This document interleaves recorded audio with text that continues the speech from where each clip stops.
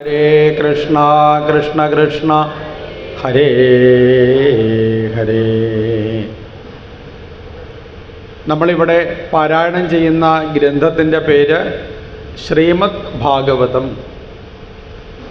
ശ്രീമദ് ഭാഗവതം എന്ന് പറഞ്ഞു കഴിഞ്ഞാൽ ഐശ്വര്യത്തിനെ പ്രദാനം ചെയ്യുന്ന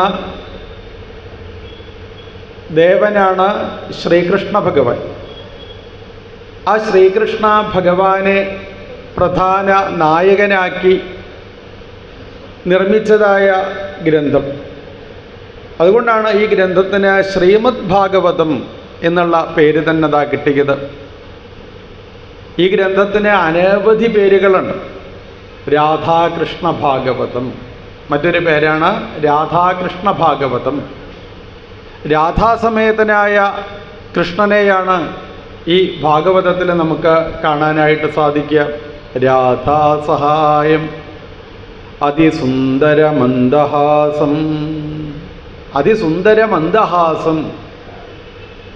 രാധാദേവി ശ്രീകൃഷ്ണ ഭഗവാൻ ഈ ലോകത്തിൽ എത്തിച്ചേരുമ്പോൾ എങ്ങനെയൊക്കെയാണ് ഭഗവാനെ ഉപാസിക്കേണ്ടത് എന്ന് കാണിച്ചു തന്നുകൊണ്ടാണ് രാധാദേവി ഈ ലോകത്ത് അവതരിച്ചത്.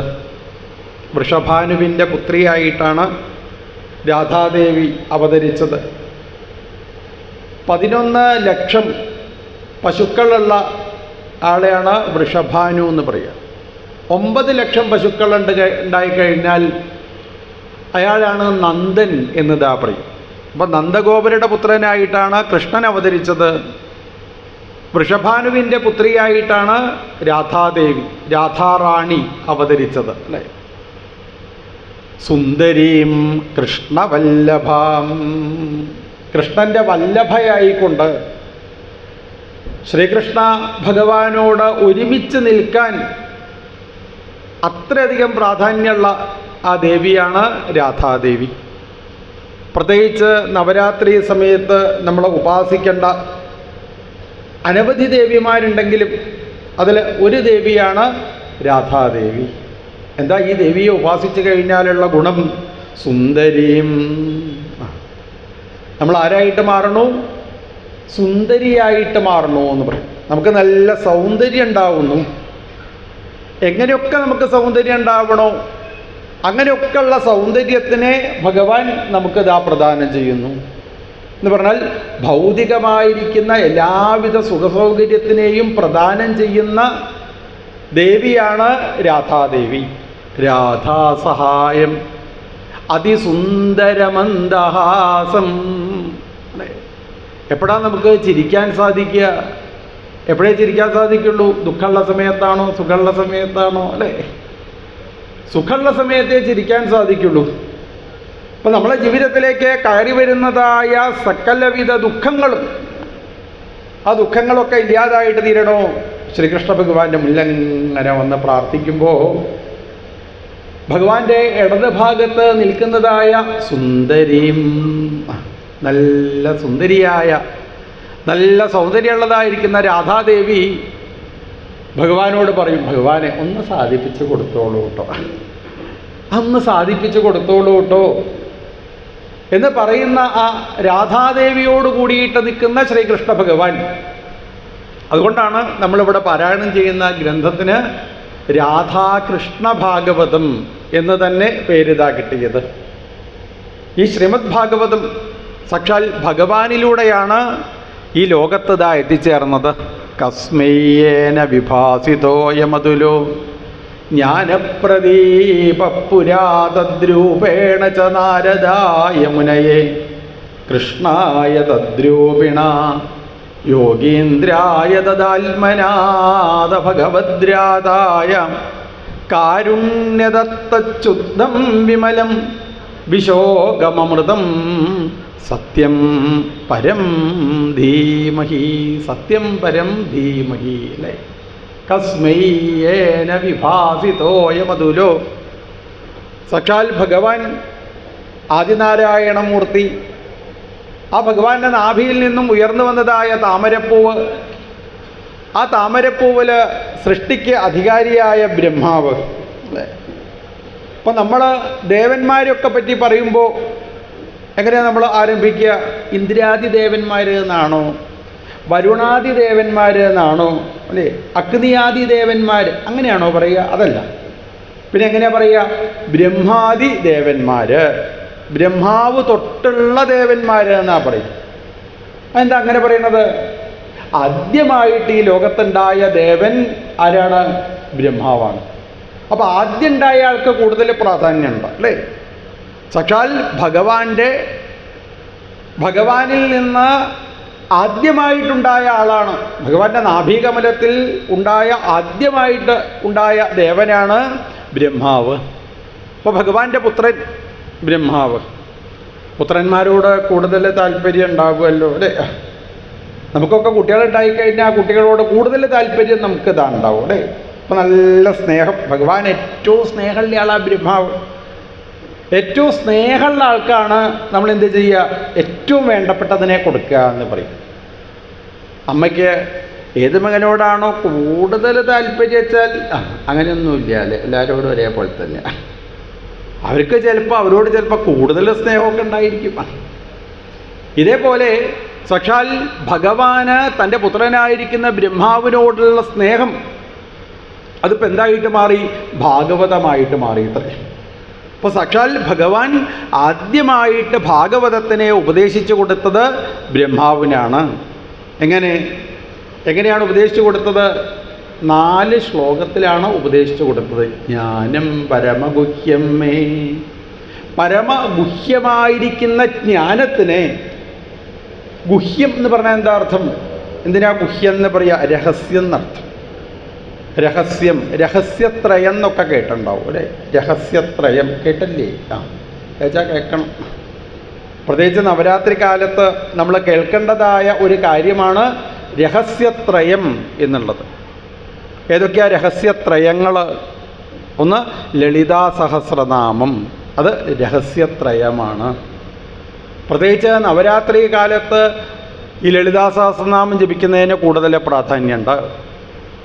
പിന്നെ രഹസ്യത്രയത്തിൽ പെട്ടതാണ് ദേവീ മഹാത്മ്യം. നിർബന്ധമായിട്ടും എന്ത് വേണം? നവരാത്രി കാലത്ത് ദേവീ മഹാത്മ്യം നമ്മളിതാ ജപിക്കണം. 11ാമത്തെ അധ്യായം നിർബന്ധമായിട്ടും ജപിക്കുക. ഇനി അതും സാധിച്ചില്ല വെച്ചാൽ എന്ത് വേണം? 11ാമത്തെ അധ്യായത്തിലെ സരസ്വതി നമസ്തുഭ്യം സർവമംഗളമംഗല്യേ ശിവേ സർവാർത്ഥസാധികേ ശരണ്യേ ത്രയംബകേ ദേവി നാരായണി നമോസ്തുതേ. എല്ലാവിധ ഐശ്വര്യത്തിനെയും പ്രദാനം ചെയ്യണേ അമ്മേ എന്ന് നിർബന്ധമായിട്ടും നമ്മൾ അമ്മയെ പ്രാർത്ഥിക്കേണ്ടതാണ് നവരാത്രി കാലത്ത്, അല്ലേ? എന്നും വേണ്ടതാണ്. അപ്പം രഹസ്യത്രയത്തിൽ പെട്ടതാണ് ദേവീ മഹാത്മ്യം. അപ്പം രഹസ്യം എന്ന് പറഞ്ഞാൽ തന്നെ എന്താ അർത്ഥം? നമ്മൾ മലയാളത്തിൽ പറയുന്ന രഹസ്യമല്ല. രഹസ്യം എന്ന് പറഞ്ഞിട്ടുണ്ടെങ്കിൽ എത്ര മനസ്സിലാക്കി കഴിഞ്ഞാലും മനസ്സിലാവാത്തതിനാണ് എന്ത് പറയുക? രഹസ്യം എന്ന് പറയുക. എത്ര മനസ്സിലാക്കിയാലും പിന്നെ എന്തെങ്കിലുമൊക്കെ മനസ്സിലാവാണ്ടാവും, അല്ലേ? അതിനാണ് രഹസ്യം എന്ന് ഇതാ പറയുക. ഭഗവത് കാര്യങ്ങളൊക്കെ അങ്ങനെയാണ്. എത്ര മനസ്സിലാക്കിയാലും മനസ്സിലാവില്ല. ഭഗവതിയെ പറ്റിയിട്ട് നമ്മൾ മനസ്സിലാക്കാൻ വേണ്ടിയിട്ട് എത്ര ശ്രമിക്കുന്നു. രാവിലെ നേരത്തെ എഴുന്നേൽക്കുന്നു, കുളിക്കണു, ഭഗവതിയുടെ നാമം ജപിക്കണു, ഭഗവതിയുടെ അമ്പലം എവിടെയാണെന്ന് നോക്കി അവിടേക്ക് ഇതാ എത്തിച്ചേരണു, പ്രദക്ഷിണം ചെയ്യുന്നു, ഭഗവതിയെ വീണ് നമസ്കരിക്കുന്നു, ഭഗവതിയെ പറ്റിയതായ പുസ്തകങ്ങളൊക്കെ ദാ വായിക്കുന്നു, അറിവൊക്കെ ദാ സമ്പാദിക്കുന്നു, അല്ലേ? എന്നിട്ട് നമുക്കത് ആ ഭഗവതിയെ പറ്റിയിട്ട് പൂർണ്ണമായി മനസ്സിലായി ഉണ്ടോ ആർക്കെങ്കിലും, അല്ലേ? എവിടെ മനസ്സിലാവില്ല. അത് തന്നെ പരിപൂർണമായിട്ട് മനസ്സിലാക്കാൻ സാധിക്കില്ല. അതിനാണ് രഹസ്യം എന്നതാ പറയുക. അങ്ങനെ ജ്ഞാനം പരമഗുഹ്യം മേ, അതേപോലെ പരമഗുഹ്യമായിരിക്കുന്ന ജ്ഞാനമാണ് ഈ ശ്രീമദ് ഭാഗവതം. ശ്രീമദ് ഭാഗവതത്തെ എത്ര പഠിച്ചു കഴിഞ്ഞാലും അത്ര പെട്ടെന്ന് ഇതാ മനസ്സിലാവില്ല. ആദ്യം പഠിച്ചതായിരിക്കില്ല, പിന്നീട് പഠിച്ചതായിരിക്കില്ല, പിന്നെ ഒന്നും കൂടി നമ്മളിതാ വായിക്കുമ്പോൾ ഇങ്ങനെ കൂടുതൽ ഈ ഭാഗവതത്തിനെ നമുക്കിത് ആഴത്തിലിറങ്ങി ചിന്തിക്കുന്ന സമയത്താണ് കൂടുതൽ ഇതാ മനസ്സിലാവുക. ഇതൊരു വലിയ സാഗരമാണ് എന്ന് പറയും. കടലിലേക്കൊക്കെ ഇറങ്ങി പോകുന്നതിനനുസരിച്ചാണ് കടലിലുള്ളതായ ആ വിശിഷ്ടമായിരിക്കുന്ന വസ്തുക്കൾ, പവിഴപ്പുറ്റുകളൊക്കെ എവിടെയാണ് ഉണ്ടാവുക അല്ലേ? കടലിൻ്റെ താഴത്താണ് അതാ ഉണ്ടാവുക. അതേപോലെ പലതും കിട്ടാനുണ്ട്. ഈ ഭാഗവതത്തിൽ നിന്ന് അനവധി കാര്യങ്ങൾ നമുക്കിതാ മനസ്സിലാവാനുണ്ടാവും. അപ്പോൾ ഓരോരോ ആളുകൾക്കും എന്താണോ വേണ്ടത് അതിനെയാണ് ഭാഗവതം പ്രദാനം ചെയ്യുക അല്ലേ? നമുക്കെന്താണോ വേണ്ടത് അതാണ് പ്രദാനം ചെയ്യുക. ഇവിടെ അനവധി ആൾക്കാർ പ്രഭാഷണം കേൾക്കാനിരിക്കുന്ന സമയത്തും ഞാനിവിടുന്ന് പറയുന്നതായ കാര്യങ്ങൾ അല്ലേ, ഓരോരോ ആളുകൾക്കും ഓരോ രീതിയിലാണ് മനസ്സിലാവുക. ഒരാൾക്ക് മനസ്സിലായതല്ല മറ്റൊരാൾക്ക് മനസ്സിലാവുക. പുരാപി നവെന്ന് പറയും. പഴകും തോറും പുതിയതാണ് എന്ന് തോന്നുന്നതിനാണെന്ന് പറയുക പുരാണം എന്നതാ പറയുക. പഴകും തോറും പുതിയതാണ്. ഇപ്പോൾ ഭാഗവത പ്രഭാഷണം ഇങ്ങനെ കേൾക്കേണ്ട സമയത്ത് കേൾക്കുന്ന ആളുകൾക്ക് തോന്നും, എന്നെ പറ്റിയിട്ടാണോ പറഞ്ഞത്, എന്നെ പറ്റിയിട്ടാണോ, എന്നെ പറ്റിയിട്ട് തന്നെയാട്ടോ പറയുന്നത് അല്ലേ, എന്നെ പറ്റിയിട്ട് തന്നെയാണ് പറയുന്നത് എന്ന് ഓരോരോ ആളുകൾക്കും തോന്നുന്നു. അപ്പം അവരവർക്ക് വേണ്ടതാണ് ഈ ശ്രീമദ് ഭാഗവതത്തിൽ നിന്ന് കിട്ടുന്നത്. പരമഗുഹ്യം മേ ജ്ഞാനം, പരമഗുഹ്യം, ഇങ്ങനെ പരമഗുഹ്യമായിരിക്കുന്ന പരമപ്രധാനമായിരിക്കുന്ന ഈ ശ്രീമദ് ഭാഗവതത്തിനെ തൻ്റെ പുത്രനായിരിക്കുന്ന ബ്രഹ്മാവിന് ഭഗവാൻ ഉപദേശിച്ചു കൊടുത്തു. ബ്രഹ്മാവ് തനിക്ക് കിട്ടിയതായ പരമമായിരിക്കുന്ന ജ്ഞാനത്തിന്, എങ്ങനെയുള്ള ജ്ഞാനത്തിന്, അഹമേവാസമേവാഗ്രേ നാന്യദ്യൽ സദസൽ പരം പശ്ചാദഹം യദേതച്ച യോവശിഷ്യേത സോസ്മ്യഹം ഹൃദയാർത്ഥം യൽ പ്രദീയേത ന പ്രദീയേത ചാത്മനി തത് വിദ്യാത് ആത്മനോ മായാം യഥാ ആഭാസോ യഥാ തമാം യഥാ മഹാന്തിഭൂതാനാം ഭൂതേഷു ഉച്ചാവചേഷനു പ്രവിഷ്ടാന്യപ്രവിഷ്ടാനി. സാക്ഷാൽ ഭഗവാൻ എങ്ങനെയാപ്പോൾ നമ്മളെ ശരീരത്തിൻ്റെ ഉള്ളിലൊക്കെ ഇരിക്കുന്നത്? പ്രവിഷ്ടാനി അപ്രവിഷ്ടാനി. ആ ജീവാത്മാവ് പ്രവേശിച്ചു പ്രവേശിച്ചില്ല എന്നുള്ള രീതിയിലാണ് നമ്മളെ ശരീരത്തിലൊക്കെ അല്ലേ ഭഗവാൻ കുടികൊള്ളുന്നത്. എങ്ങനെ? വിറകിൽ എപ്രകാരമാണോ അഗ്നി സ്ഥിതി ചെയ്യുന്നത്, വിറകിൽ അഗ്നിയില്ലേ, എന്നാൽ അഗ്നിയെ നോക്കിയാൽ കാണാൻ സാധിക്കുമോ? സാധിക്കില്ല. അതേപോലെ നമ്മളൊക്കെ ശരീരത്തിൻ്റെ ഉള്ളിൽ ആ ജീവാത്മാവ് സാക്ഷാൽ ഭഗവാനതായിരിക്കുന്നുണ്ട്. ഒരാൾക്ക് 5 ശരീരമാണ് എന്ന് പറയും. കാണുന്നില്ലല്ലോ ഭഗവാൻ, ഇവിടെ ഒരു ശരീരം തന്നെ കാണുന്നില്ല, എന്നിട്ടല്ലേ 5 ശരീരം അല്ലേ? ഏതൊക്കെ 5 ശരീരങ്ങൾ? ഏതൊക്കെയാണ്? ഏതാ 5 ശരീരങ്ങൾ? അതാണ് ഒന്ന് അന്നമയ കോശം. അന്നമയ കോശം എന്ന് പറഞ്ഞാൽ അന്നം കൊണ്ട് ഉണ്ടാവുന്നതായിരിക്കുന്ന ശരീരത്തിനാണ് എന്ത് പറയുക? അന്നമയ കോശം. രണ്ടാമത്തെ ശരീരമാണ് മനോമയ കോശം, വിജ്ഞാനമയ കോശം. പിന്നെ പ്രാണനിൽ നിന്ന് ഉണ്ടാവുന്നതായിരിക്കുന്ന ശരീരം. പിന്നീടാണ് ആനന്ദമയ കോശം എന്ന് പറയും. ആ ആനന്ദമയ കോശത്തിൽ സാക്ഷാൽ ഭഗവാൻ നീലതോയത മധ്യസ്ഥ കട്ടി കൂടിയതായിരിക്കുന്ന നീലപ്രകാശത്തിൻ്റെ നേരെ നടുക്ക് ഒരു അഗ്നിനാളം പോലെ അതിലാണ് ആ ജീവാത്മാവ് നമ്മളൊക്കെ ശരീരത്തിലിരിക്കണത് എന്ന് പറയും. ഈ ആനന്ദമയ കോശത്തിലാണ് സാക്ഷാൽ ഭഗവാൻ ജീവചൈതന്യമായി കൊണ്ടതാ കുടികൊള്ളുന്നത്. ആ ജീവനാണ് ഞാൻ എന്നുള്ള ബോധം നമുക്കതാ ഉണ്ടാവണം. പരമഗുഹ്യം മേ ജ്ഞാനം. ഈ പരമമായിരിക്കുന്ന ജ്ഞാനത്തിനെ, അറിവിനെ സമ്പാദിക്കുകയാണതാ വേണ്ടത് അല്ലേ?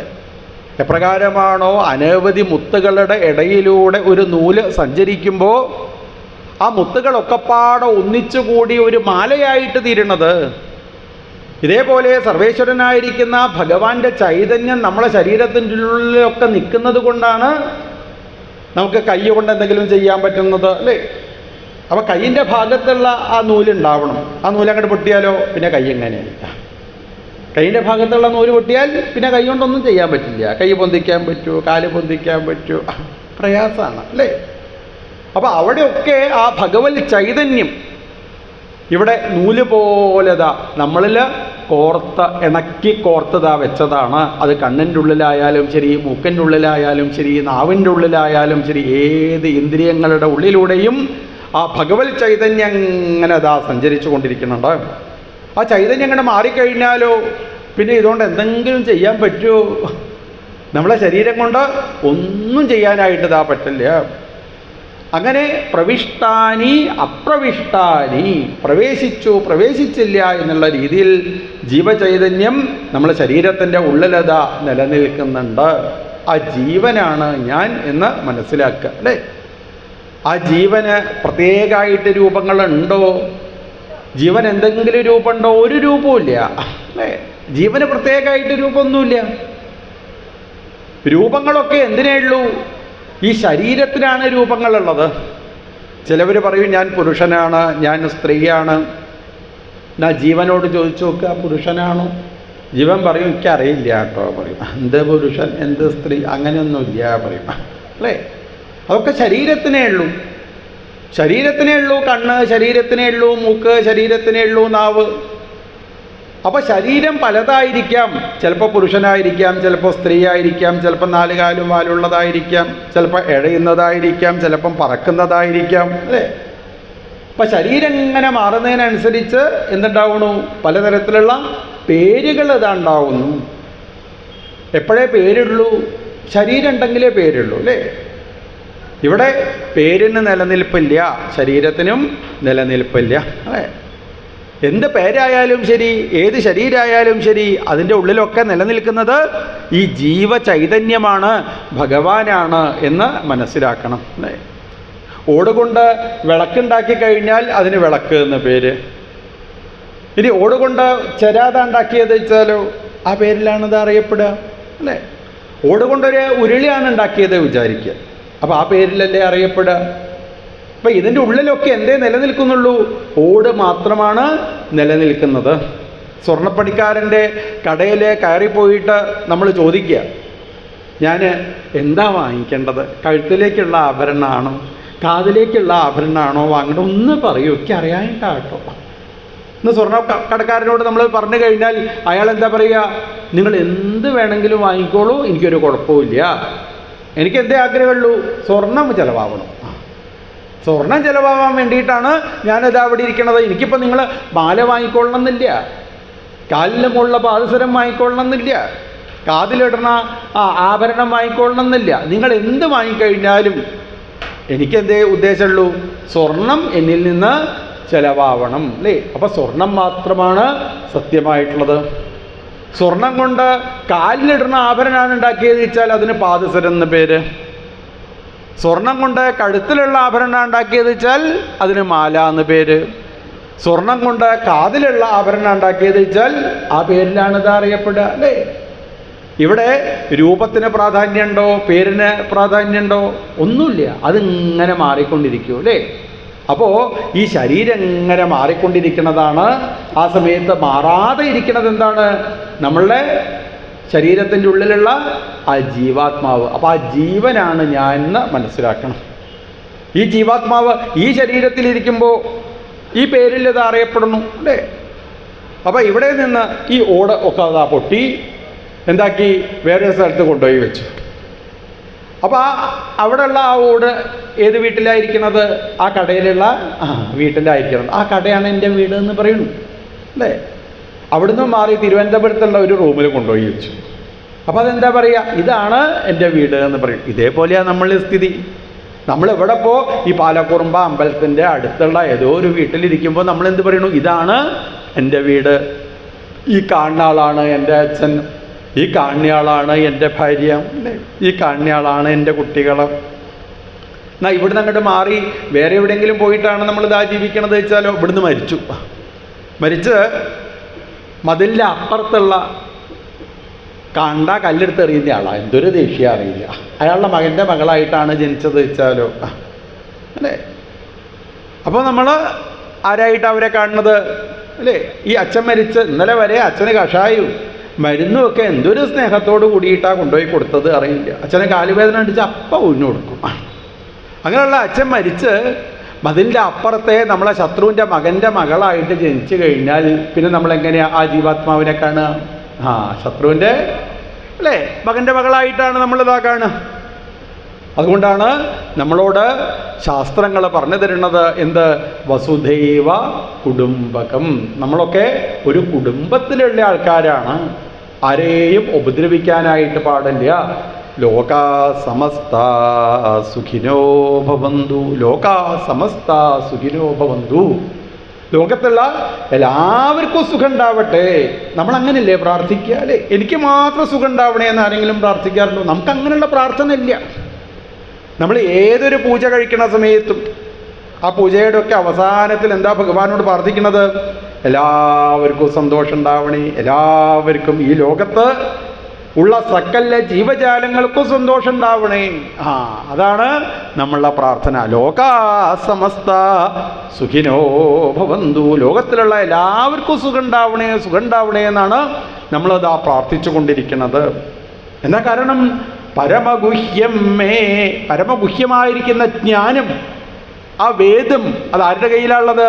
നമ്മളെ കയ്യിലാണ് ഇതാണുള്ളത്. ആരെയും വെറുക്കാനായിട്ട് പാടില്ല, എല്ലാവരെയും സ്നേഹിക്കാൻ മാത്രമേ പാടുള്ളൂ. എന്തുകൊണ്ടാണ് സ്നേഹിക്കണം എന്ന് പറയുന്നത്?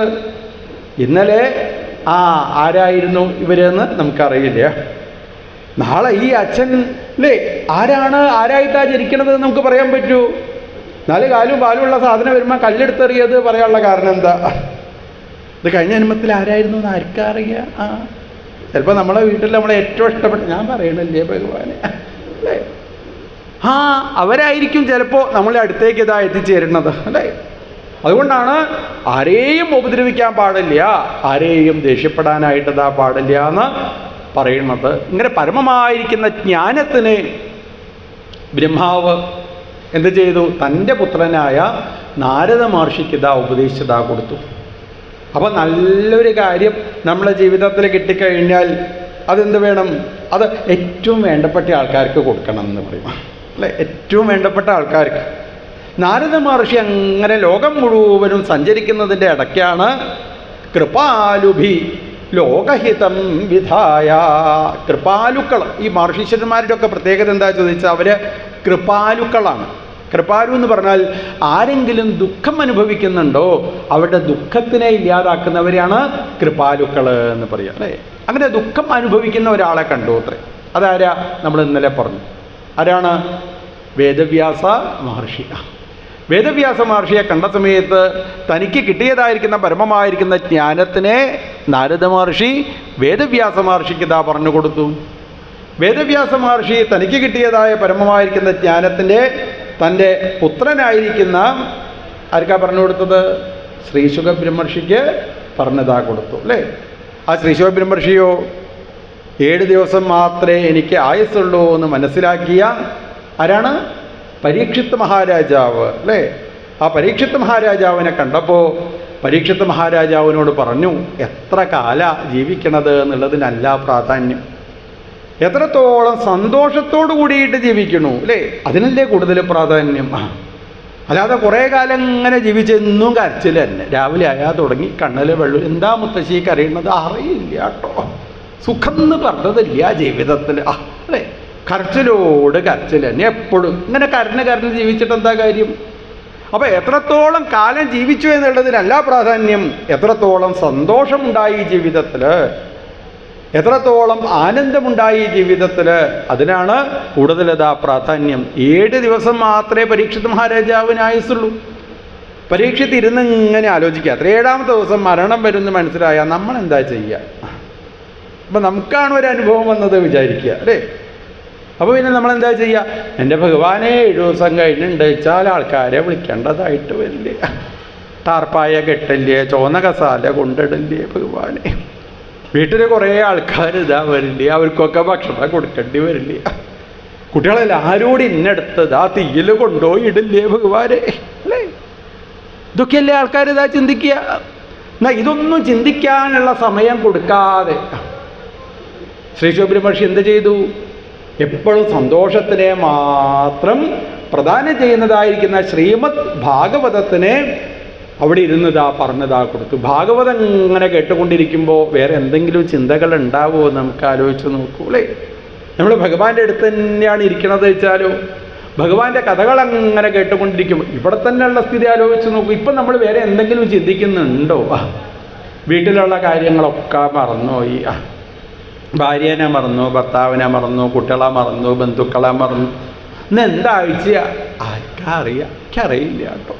എന്താഴ്ച ഒരാഴ്ചയില്ല, സപ്താഹം തുടങ്ങിയ അങ്ങനെയാ. എന്താ ഡേറ്റ് അറിയില്ല. ഇനിയിപ്പോൾ 7 ദിവസം കഴിഞ്ഞ് പോയിട്ട് വേണം റേഷൻ കാർഡ് എവിടെയാന്ന് നോക്കുക. അതുവരെ ഒന്നും വേണ്ട. അതല്ലേ. അപ്പൊ എല്ലാതും നമ്മളിതാ മറക്കും. എപ്പോഴാ അതൊക്കെ മറക്കുക? ഭഗവത് കാര്യങ്ങൾ അങ്ങനെ ചിന്തിച്ചു കൊണ്ടിരിക്കും. അങ്ങനെ പരമമായിരിക്കുന്ന ആ ജ്ഞാനത്തിനെ ശ്രീശുക ബ്രഹ്മർഷി തൻ്റെ മുന്നിൽ അങ്ങനെ ഇരിക്കുന്ന പരീക്ഷിത്ത് മഹാരാജാവിന് ഇതാ ഉപദേശിച്ചതാ കൊടുത്തു അല്ലേ. ആലോചിച്ച് നോക്കൂ, ആരാ ഈ പരീക്ഷിത്ത്? ആരാണ്?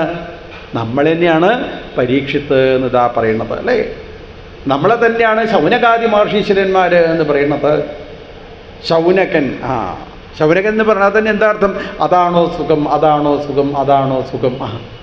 നമ്മളെ മനസ്സിലുള്ള ഓരോ വ്യാപാരങ്ങളെയാണ് ശൗനകാദി മഹർഷീശ്വരന്മാർ എന്ന് പറയുന്നത്. ഓരോരോ ചിന്തകൾ അല്ലേ. മനസ്സുകൊണ്ട് നമ്മളങ്ങനെ ചിന്തിക്കും, അങ്ങോട്ട് പോയാൽ സുഖാവോ ഭഗവാന്, അങ്ങോട്ട് പോയാൽ സുഖാവോ, അങ്ങോട്ട് പോയാൽ സുഖാവോ. എവിടെ സുഖം കിട്ടണു? എവിടെ പോയിട്ടും കാര്യമില്ല. സുഖം കിട്ടണം വെച്ചാൽ എന്ത് വേണം? സുഖം ഉള്ള സ്ഥലത്ത് അന്വേഷിക്കണം എന്ന് പറയും. സുഖം എവിടെയായിരിക്കണത്? വേറെ എവിടെയെങ്കിലും ആണോ സുഖം ഇരിക്കണത്? മറ്റൊരാളുടെ കയ്യിലല്ല അവനവൻ്റെ സുഖം ഇരിക്കണത്. സുഖം എവിടെയായിരിക്കണത്? സുഖം അസ്യ ആത്മനഹാരൂപം എന്ന് പറയും. സുഖം എവിടെ ഇരിക്കണു? ആത്മനഹാരൂപം, തൻ്റെ ഉള്ളിലാണ് സുഖം ഇരിക്കണത്. സുഖം എന്ന് പറഞ്ഞാൽ എന്താ അർത്ഥം? എന്തിനാ സുഖം എന്ന് പറയുക? അനുകൂലവേദനീയം സുഖം. അനുകൂലവേദനീയം സുഖം. അനുകൂലമായി കഴിഞ്ഞാൽ സുഖമായി, പ്രതികൂലമായി കഴിഞ്ഞാലോ ഒക്കെ ദുഃഖമായിട്ടതാ മാറി അല്ലേ. ഭാര്യ കല്യാണം കഴിഞ്ഞതുകൊണ്ട് കാര്യമായില്ല. പറഞ്ഞാൽ കേൾക്കാത്ത ഭാര്യനെയാ കിട്ടിയത്. ചങ്ങനെ ഒരുത്തിനെ കിട്ടിയില്ലേ ഭഗവാനാവും. വേണ്ടില്ലായിരുന്നു കേട്ടോ, വേണ്ടില്ലായിരുന്നു കേട്ടോ അല്ലേ. ഫോട്ടോ എടുക്കാനൂടിയും പറ്റില്ലല്ലോ ഭഗവാനാവും അല്ലേ. അയ്യോ, ഇങ്ങനെ ഒരു ഭാര്യനെ കിട്ടിയിട്ട് എന്താ കാര്യം? അത് അനുകൂലമാവണം. എല്ലാ കാര്യവും ഇങ്ങനെ ചെയ്തു തരുന്ന നല്ലൊരു സ്ത്രീ ആയിരുന്നു വെച്ചാൽ എത്ര നന്നായിരുന്നു അല്ലേ. ആ വേണച്ചാൽ എന്ത് വേണം? ഭഗവാൻ ഉപാസിക്കണം. ഭഗവതിയെ ഉപാസിക്കാനായിട്ട് പുറപ്പെടുമ്പോൾ നമ്മളിനി എവിടെ ഇരുന്നാലും തിരക്കടില്ല. നമ്മൾ എവിടെ പോയി ഇരുന്നു എന്നുള്ളതിനല്ല പ്രാധാന്യം. നമ്മൾ എവിടെ ഇരിക്കുന്ന സമയത്തും തനിക്ക് വേണ്ടതായിരിക്കുന്ന എല്ലാ കാര്യങ്ങളും ചെയ്തു തരാൻ ഭഗവാൻ ഓരോരോ ആൾക്കാരങ്ങനെ അടുത്തടുത്ത് ഇങ്ങനെ കൊണ്ടുപോയിട്ടതായിരുന്നു അല്ലേ. അതിന് വീട്ടിൽ ഭർത്താവുള്ള സമയത്ത് ഭർത്താവിൽ നിന്നായിരിക്കും സംരക്ഷണം കിട്ടുക. ചിലപ്പോൾ ഭർത്താവ് ആദ്യം മരിച്ചു എന്ന് വരാം. അപ്പോൾ മറ്റുള്ള ആൾക്കാരിൽ നിന്നാവും നമുക്കിത് ആ സംരക്ഷണം കിട്ടുന്നത്. എന്താ അതിനുള്ള കാരണം ഭർത്താവാണോ കാരണക്കാരൻ? അല്ല. പിന്നെയോ നമ്മൾ ചെയ്യുന്നതായ ധർമ്മപ്രവൃത്തിയാണ് എന്ന് പറയും. നമ്മൾ ചെയ്തതായിരിക്കുന്ന ഈശ്വരോപാസനയാണ് എല്ലാ സമയത്തും നമുക്ക് സുഖമായിട്ട് വരുന്നത്. നമ്മൾ നല്ല പ്രവൃത്തി മാത്രമാണ് ചെയ്യണത് എന്നുണ്ടെങ്കിൽ അവർക്ക് ജീവിതത്തിൽ ഒരു ദുഃഖവും വരാതെ ആര് നമ്മളെ സംരക്ഷിക്കുന്നു? ഭഗവാൻ നമ്മളതാ സംരക്ഷിക്കുന്നു. യോഗക്ഷേമം വഹാമ്യഹം. നമ്മൾ ധർമ്മം അനുഷ്ഠിക്കുന്നുണ്ടോ? അധർമ്മത്തിൻ്റെ പിന്നാലെ പോവാതിരിക്കുന്നുണ്ടോ? എപ്പോഴും ധർമ്മം മാത്രമാണോ നമ്മളത് അനുഷ്ഠിക്കുന്നത്? എന്നാ സംശയമില്ല, അവർക്ക് യാതൊരു തരത്തിലുള്ള പ്രയാസവുമില്ലാതെ അവർക്ക് വേണ്ട എല്ലാ കാര്യങ്ങളും ചെയ്തു തരാൻ ഭഗവാൻ ഓരോരോ സമയത്തും ഓരോരോ ആൾക്കാരെങ്ങനെ അടുത്ത് ഇങ്ങനെ കൊണ്ടുപോയിട്ട് നിർത്തും. നമുക്ക് തന്നെ അറിയാലോ അല്ലേ. നമ്മൾ പ്രയാസപ്പെട്ട് വിഷമിച്ചുകൊണ്ട് അയ്യോ ഭർത്താവ് മരിച്ചല്ലോ, ഭാര്യ മരിച്ചല്ലോ, കുട്ടികൾ മരിച്ചല്ലോ, ഇനി ആരാ ഉണ്ടാവുക? ഇനി ആരാ ഉണ്ടാവുക? ഭഗവാനെ റേഷൻ കൊണ്ടുവരാൻ ആരാ ഉണ്ടാവുക? പേടി അല്ലേ. കുറച്ചങ്ങോട്ട് കഴിഞ്ഞാൽ ആൾക്കാരുണ്ടാവും. നല്ല രീതിയിലാണ് നമ്മൾ ജീവിച്ചത് വെച്ചാൽ ഭർത്താവ് ഉണ്ടായിക്കൊള്ളണമെന്നൊന്നുമില്ല, ഭാര്യ ഉണ്ടായിക്കൊള്ളണമെന്നില്ല, കുട്ടികളുണ്ടായിക്കൊള്ളണമെന്നില്ല, ആരും ഉണ്ടായിക്കൊള്ളണമെന്നില്ല. നമ്മളിപ്പോൾ ബന്ധുക്കളാണ് എന്ന് വിചാരിച്ചു കൊണ്ടിരിക്കുന്ന എല്ലാവരും നഷ്ടപ്പെട്ടാലും നമ്മൾ നല്ല രീതിയിലാണോ ജീവിക്കുന്നത്? നമുക്ക് വേണ്ട എല്ലാ കാര്യങ്ങളും ചെയ്തു തരാൻ വേണ്ടി ഭഗവാൻ ഓരോരോ ആൾക്കാരെ നമ്മളടുത്തേക്ക് അങ്ങനെ കൊണ്ടുവന്നതാ തരും അല്ലേ. നമുക്ക് തന്നെ അറിയാലോ, നമ്മൾ ചില സ്ഥലത്ത് അല്ലേ ജീവിച്ചു കൊണ്ടിരിക്കുന്ന സമയത്ത് എന്തൊക്കെ കാര്യങ്ങൾ ചെയ്തു തരാൻ ആൾക്കാർ നമ്മുടെ അടുത്തേക്ക് വരുന്നുണ്ട് അല്ലേ. വരുന്നുണ്ട്. ഒരു ആസ്പത്രിയിൽ കടന്നു നോക്കൂ, ആരാ ബന്ധു? ആശുപത്രിയിൽ കിടക്കാതിരിക്കട്ടെ, അതാണ് വേണ്ടത് അല്ലേ. ആശുപത്രിയിലൊക്കെ പോയി കഴിഞ്ഞിട്ട് വെച്ചാൽ നമ്മളെ വീട്ടിലെ നമ്മളെ ബന്ധുക്കളാണോ നമുക്ക് കാര്യങ്ങൾ ചെയ്തു തരുന്നത്? അതൊന്നുമല്ല. അപ്പോൾ അടുത്ത ആ ബെഞ്ചിലുള്ള ആൾക്കാർ അല്ലേ, അടുത്ത് നിൽക്കുന്നതായിരിക്കുന്ന ആൾക്കാർ, അവരുടെ കയ്യിൽ എന്തൊക്കെയാണുള്ളത്? അപ്പോൾ ആരാ ഭഗവാൻ? അവരാണ് ആ സമയത്ത് ഭഗവാനായിട്ട് നമ്മളെ അടുത്തേക്ക് ഇതാ വരുന്നത്. ഇങ്ങനെ പരമഗുഹ്യമ്മേ, പരമമായിരിക്കുന്ന ആ ജ്ഞാനത്തിനെ ഭഗവാൻ എങ്ങനെയാണോ ഉപദേശിച്ച് ബ്രഹ്മാവിലൂടെ, നാരദ മഹർഷിയിലൂടെ, ശ്രീശോബ്രഹ്മർഷിയിലൂടെ പരീക്ഷിത് മഹാരാജാവിൻ്റെ അടുത്തേക്ക് ഇതാ എത്തിച്ചേർന്നത് അല്ലേ. ഇപ്പോൾ പരീക്ഷിത് മഹാരാജാവിനിപ്പോൾ മരണബോധം തന്നെ ഇല്ലാത്രയാ. ഞാൻ മരിക്കുന്നവരാണ് എന്നുള്ള ചിന്ത തന്നെ ഇല്ലാതായി. കാരണം എന്താണ്? ഞാൻ ശരീരമല്ല, പിന്നെയോ ശരീരത്തിൻ്റെ ഉള്ളിലുള്ള ജീവാത്മാവാണ് എന്നുള്ള ബോധം ആ പരീക്ഷിത് മഹാരാജാവിന് ഇതാ ഉണ്ടായി. അപ്പോൾ സുഖം എവിടെയായിരിക്കണത്? അവനവൻ്റെ ഉള്ളിലാണ് ഇതായിരിക്കണത്. തൃതീയ സ്കന്ധം മുതൽ ലക്ഷണത്തോടു കൂടിയ ഭാഗവതത്തിനെയാണ് വർണ്ണിക്കുന്നത്. സർഗം, വിസർഗം, സ്ഥാനം, പോഷണം, ഊതി, മന്വന്തരം, ഈശാനുകഥ, നിരോധം, മുക്തി, ആശ്രയം. ഇങ്ങനെ 10 ലക്ഷണമാണ് ഭാഗവതത്തിനുള്ളത്. അതിൽ സർഗം തൃതീയ സ്കന്ധത്തിൻ്റെ ലക്ഷണമാണ് സർഗം. അപ്പോൾ സർഗം എന്ന് പറഞ്ഞാൽ സൃഷ്ടി എന്നാണ് അർത്ഥം. അപ്പോൾ തൃതീയ സ്കന്ധം തുടങ്ങുന്ന സമയത്ത് തന്നെ പരീക്ഷിത് മഹാരാജാവ് ശ്രീശോബ്രഹ്മർഷിയുടെ ആ മുന്നിലിരുന്ന കഥ കേൾക്കുന്നതായ പരീക്ഷിത് മഹാരാജാവ് അവിടെ ഇരുന്നിതാ ചോദിച്ചു, പുത്രക്ഷത്രുഭഗവത മൈത്രേണാസസംഗമ. എവിടെ വെച്ചിട്ടാണ് മൈത്രേയ മഹർഷിയും വിതുരനും കൂടി കണ്ടുമുട്ടിയത്? എന്താ അതിനുള്ളതായിരിക്കുന്ന കാരണം? മാത്രമല്ല, ഏവമേതൽ പുരാ പൃഷ്ടോ മൈത്രേയോ ഭഗവാൻ കില ക്ഷത്ര പ്രവിഷ്ടം. എന്തുകൊണ്ടാണ് ആ വിതുര മഹാശയൻ കാട്ടിലേക്ക് യാത്രയായത്? എല്ലാവിധ സുഖസൗകര്യങ്ങളും ഉപേക്ഷിക്കാനുള്ള കാരണം എന്താണ്? വിതുരൻ ഈ സുഖസൗകര്യങ്ങളൊക്കെ ഉപേക്ഷിക്കാനുള്ള കാരണം എന്താണ്? അങ്ങനെ 2 ചോദ്യങ്ങൾ അതാ ചോദിച്ചു. സാക്ഷാൽ ഭഗവാൻ എന്തുകൊണ്ടാണ് ഒരു ദൂതനായിട്ട് ഇതാ തീർന്നത്? അപ്പോൾ അതിനുള്ള ഉത്തരമാണ് ഇതാ വർണ്ണിക്കുന്നത് അല്ലേ. എപ്രകാരമാണോ ഇവിടെ യുധിഷ്ഠിരൻ്റെ കൊട്ടാരം, എപ്രകാരമാണോ കൗരവരുടെ കൊട്ടാരം, അതേപോലെ ഋദ്ധിമത്തായ ഐശ്വര്യപൂർണമായിരിക്കുന്ന കൊട്ടാരമാണ് വിതുരനും ഉള്ളത്. ആരാ വിതുരൻ? യമധർമ്മരാജാവിൻ്റെ അംശാവതാരമാണ് വിതുരൻ. ഒരിക്കൽ മാണ്ഡവ്യൻ എന്ന പേരായിട്ട് ഒരു മഹർഷി, അദ്ദേഹം മരിച്ച് നേരെ യമലോകത്ത് എത്തിച്ചേർന്നു. അപ്പോൾ അവിടെ യമധർമ്മരാജാവ് ഉണ്ടായിരുന്നില്ല. അപ്പോൾ ധർമ്മരാജാവിൻ്റെ ആൾക്കാർ വന്ന് ഈ മാണ്ഡവ്യനെ ശൂലത്തിൻ്റെ മുകളിൽ കയറ്റിയത്രേ. എങ്ങനെ? ശൂലത്തിൻ്റെ മുകളിൽ കയറ്റുകയെന്ന് പറഞ്ഞാലോ ഇതൊരു വേദനയാണെന്നാണ് വിചാരിച്ചത്. എന്നിട്ട് വെയിലും മഴയൊന്നും നോക്കാതെ കുറേ കാലം അങ്ങനെ ആ നരകത്തിൽ അങ്ങനെ കൊണ്ടുപോയിട്ടതാട്ടും. അപ്പോഴാണ് ധർമ്മരാജാവ് വരുന്നത്. ധർമ്മരാജാവിനെ കണ്ട സമയത്ത്, ധർമ്മരാജാവ് മാണ്ഡവ്യനെ കണ്ട സമയത്ത് വേഗം ശൂലത്തിൽ നിന്ന് ഒഴിവാക്കി.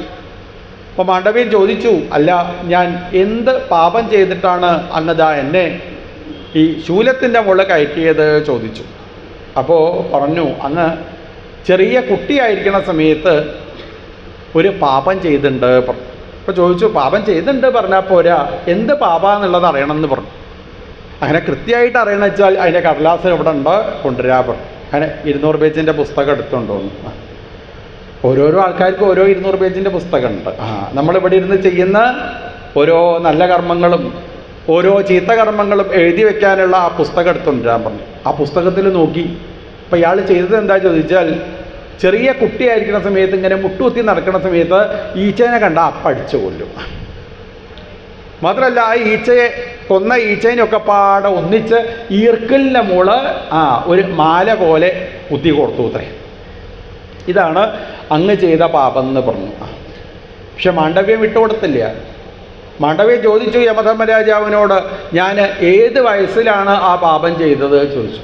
അപ്പോൾ ഏത് വയസ്സിലാണെന്നറിയാൻ വേണ്ടി വേറൊരു 200 പേജിൻ്റെ പുസ്തകം അടുത്തുകൊണ്ടിരാൻ പറഞ്ഞു. അതിൽ നോക്കിയ സമയത്ത് 5 വയസ്സിന് ചോടുള്ള സമയത്താണ് ഈ പാപകർമ്മം ഇദ്ദേഹം ചെയ്തത്. അപ്പോൾ മാണ്ഡവ്യം പറഞ്ഞു, ധർമ്മരാജാവേ, അങ്ങക്ക് വേണ്ട രീതിയിൽ ധർമ്മം അറിയില്ല. ചെറിയ കുട്ടിയായിരിക്കുന്ന സമയത്ത് ബുദ്ധി ഉറയ്ക്കുന്നതിൻ്റെ മുന്നേ ഏതെങ്കിലും കുട്ടികൾ എന്തെങ്കിലും പാപകർമ്മങ്ങൾ ചെയ്തു കഴിഞ്ഞാൽ അതിൻ്റെ ഉള്ള കാരണക്കാരാരാണ്? അച്ഛനമ്മമാരാണ് അതിൻ്റെ കാരണക്കാർ അല്ലേ. അച്ഛനമ്മമാർ വേണം കുട്ടികളെ നോക്കുക. താടിച്ചു ശിക്ഷിച്ചു വളർത്തിടണം. കുട്ടികളെ താടിക്കേണ്ട സമയത്ത് താടിക്കണം, ശിക്ഷിക്കേണ്ട സമയത്തോ ശിക്ഷിച്ചിട്ട് വേണം അവരെ അതാ വളർത്തുക. അതുകൊണ്ട് അങ്ങക്ക് വേണ്ട രീതിയിൽ ധർമ്മം അറിയില്ല, ഹേ ധർമ്മരാജാവേ അങ്ങൊരു ദാസീപുത്രനായിട്ട് പോട്ടെ എന്ന് പറഞ്ഞു അത്രേ മാണ്ഡവ്യൻ. കാരണം മാണ്ഡവ്യൻ്റെ ശാപം കൊണ്ടാണ് ഇവിടെ ധർമ്മരാജാവ് ദാസീപുത്രനായി വിതുരനായി ഈ ഭൂമിയിൽ ഇത് അവതരിച്ചത്.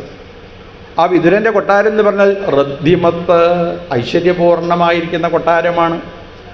എപ്പോഴാ ഒരു വീട് ഐശ്വര്യമായിട്ട് മാറുക? നമ്മളും അതെ, വീടുണ്ടാക്കി കഴിഞ്ഞാൽ അത് കല്ലും മണ്ണും ഒക്കെ തന്നെയാണ് അല്ലേ. ആ വീട്ടിൽ ഐശ്വര്യം ഉണ്ടാവണമെന്ന് വെച്ചാൽ ചില കാര്യങ്ങൾ നിർബന്ധമായിട്ടും ചെയ്യണം എന്ന് പറയും. എന്തൊക്കെ കാര്യങ്ങളാണ് ചെയ്യേണ്ടത്? വീട്ടിൽ രാവിലെ നേരത്തെ എഴുന്നേറ്റ് കുളി കഴിഞ്ഞ് വെളുത്ത വസ്ത്രമൊക്കെ എടുത്തുകൊടുത്ത് ആരാണോ വീട്ടിലെ പൂജാമുറിയിൽ വിളക്ക് കത്തിച്ച് വെക്കുന്നത് ആ വീട്ടിൽ നല്ല ഐശ്വര്യത ഉണ്ടാവും എന്ന് പറയും. 2 നേരം വിളക്ക് കത്തിച്ച് വെക്കണം. രാവിലത്തെ സന്ധ്യാസമയത്തും വൈകുന്നേരത്തെ സന്ധ്യാസമയത്തും വിളക്ക് കത്തിച്ചതാ വെക്കണം അല്ലേ. എന്താ വിളക്കിൻ്റെ പ്രത്യേകത? വിളക്ക് അല്ലേ പണ്ടൊക്കെ അല്ലേ നമ്മളുടെ ഈ നമ്മളുടെ ആ വേദം, ആദ്യവേദം ഏതാണ്? വേദം അതാണ് ഋഗ്വേദം എന്ന് പറയും. അപ്പോൾ ഋഗ്വേദത്തിൽ തന്നെ ആദ്യമായിട്ടുള്ള സ്തുതി അഗ്നിയെ സ്തുതിച്ചുകൊണ്ടാണ് ഋഗ്വേദം ആരംഭിക്കുക. അഗ്നിക്ക് അത്രയധികം പ്രാധാന്യമുണ്ട്. പണ്ട് എല്ലാ ഗൃഹങ്ങളിലും ഹോമകുണ്ടത്തിൽ അഗ്നി അങ്ങനെ അതാ ജ്വലിച്ചുകൊണ്ടുണ്ടായിരുന്നു. പിന്നെ സാവധാനത്തിൽ ആ ഹോമ ആചാരങ്ങളൊക്കെ അതാ മാറി ഇപ്പം എന്തായിട്ട് മാറി? ഒരു വിളക്ക് കത്തിച്ച് വെക്കുക എന്നുള്ള രീതിയായിട്ട് ഇതാ മാറി അല്ലേ. എന്നാലും നമ്മളെ ജീവിതത്തിലെ ഒരുവിധം എല്ലാ കാര്യത്തിലും എല്ലാ മംഗളകർമ്മത്തിലും നമ്മൾ എന്ത് ചെയ്യും? ഒരു വിളക്ക് നിർബന്ധമായിട്ട് ഇതാ കത്തിച്ച് വയ്ക്കും. അങ്ങനെ അഗ്നിയെ സാക്ഷിയാക്കിക്കൊണ്ടാണ് നമ്മളെല്ലാ കർമ്മങ്ങളും ഇതാ നടത്തുക. അപ്പോൾ നിർബന്ധമായിട്ടും എന്ത് വേണം? രാവിലെയും വൈകുന്നേരത്തെ സന്ധ്യാസമയത്തും വിളക്ക് വെക്കണം. വീട്ടിൽ വിളക്ക് ഇതാ വെക്കണം. അതെങ്ങനെയൊക്കെ വെക്കണം എന്നൊക്കെ ചില നിയമങ്ങളൊക്കെ പറയണത് കേട്ടിട്ടുണ്ട് അല്ലേ. എങ്ങനെയാണ് വിളക്ക് വയ്ക്കുക?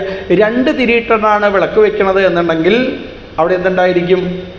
ദിവർത്തിസ്തു മഹാധന എന്ന് പറയും. മഹാധനം, ധാരാളം ധനം ഉണ്ടാവണം, ഐശ്വര്യം ഉണ്ടാവണം എന്ന് വിചാരിക്കുന്ന ആൾക്കാർ വീട്ടിൽ 2 തിരിയിട്ട് വിളക്ക് കത്തിച്ച് വെക്കുന്ന പറയുക. കണ്ടല്ലേ ഇവിടെ വിളക്ക് കത്തിച്ച് വെച്ചത്? എത്ര തിരിയാ?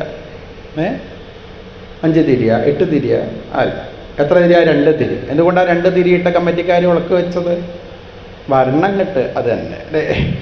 കുറേ ധനം വരണം ഇവിടെ, അനവധി ഐശ്വര്യം ഇവിടേക്ക് ഇതാ ഉണ്ടാവണം.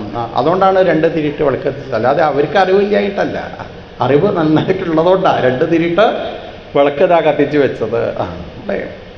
അപ്പോൾ നമ്മളും അതെ, വീട്ടിലൊക്കെ ധാരാളം ധനം ഉണ്ടാവണം. അപ്പം എന്താ ധനം എന്നുള്ളത് പിന്നീട് നമുക്ക് ആലോചിക്കാം. കയ്യിൽ കിട്ടുന്ന പണമാണോ ധനം, അല്ലെങ്കിൽ വേറെ ഏതെങ്കിലും കാര്യങ്ങളാണോ ധനം?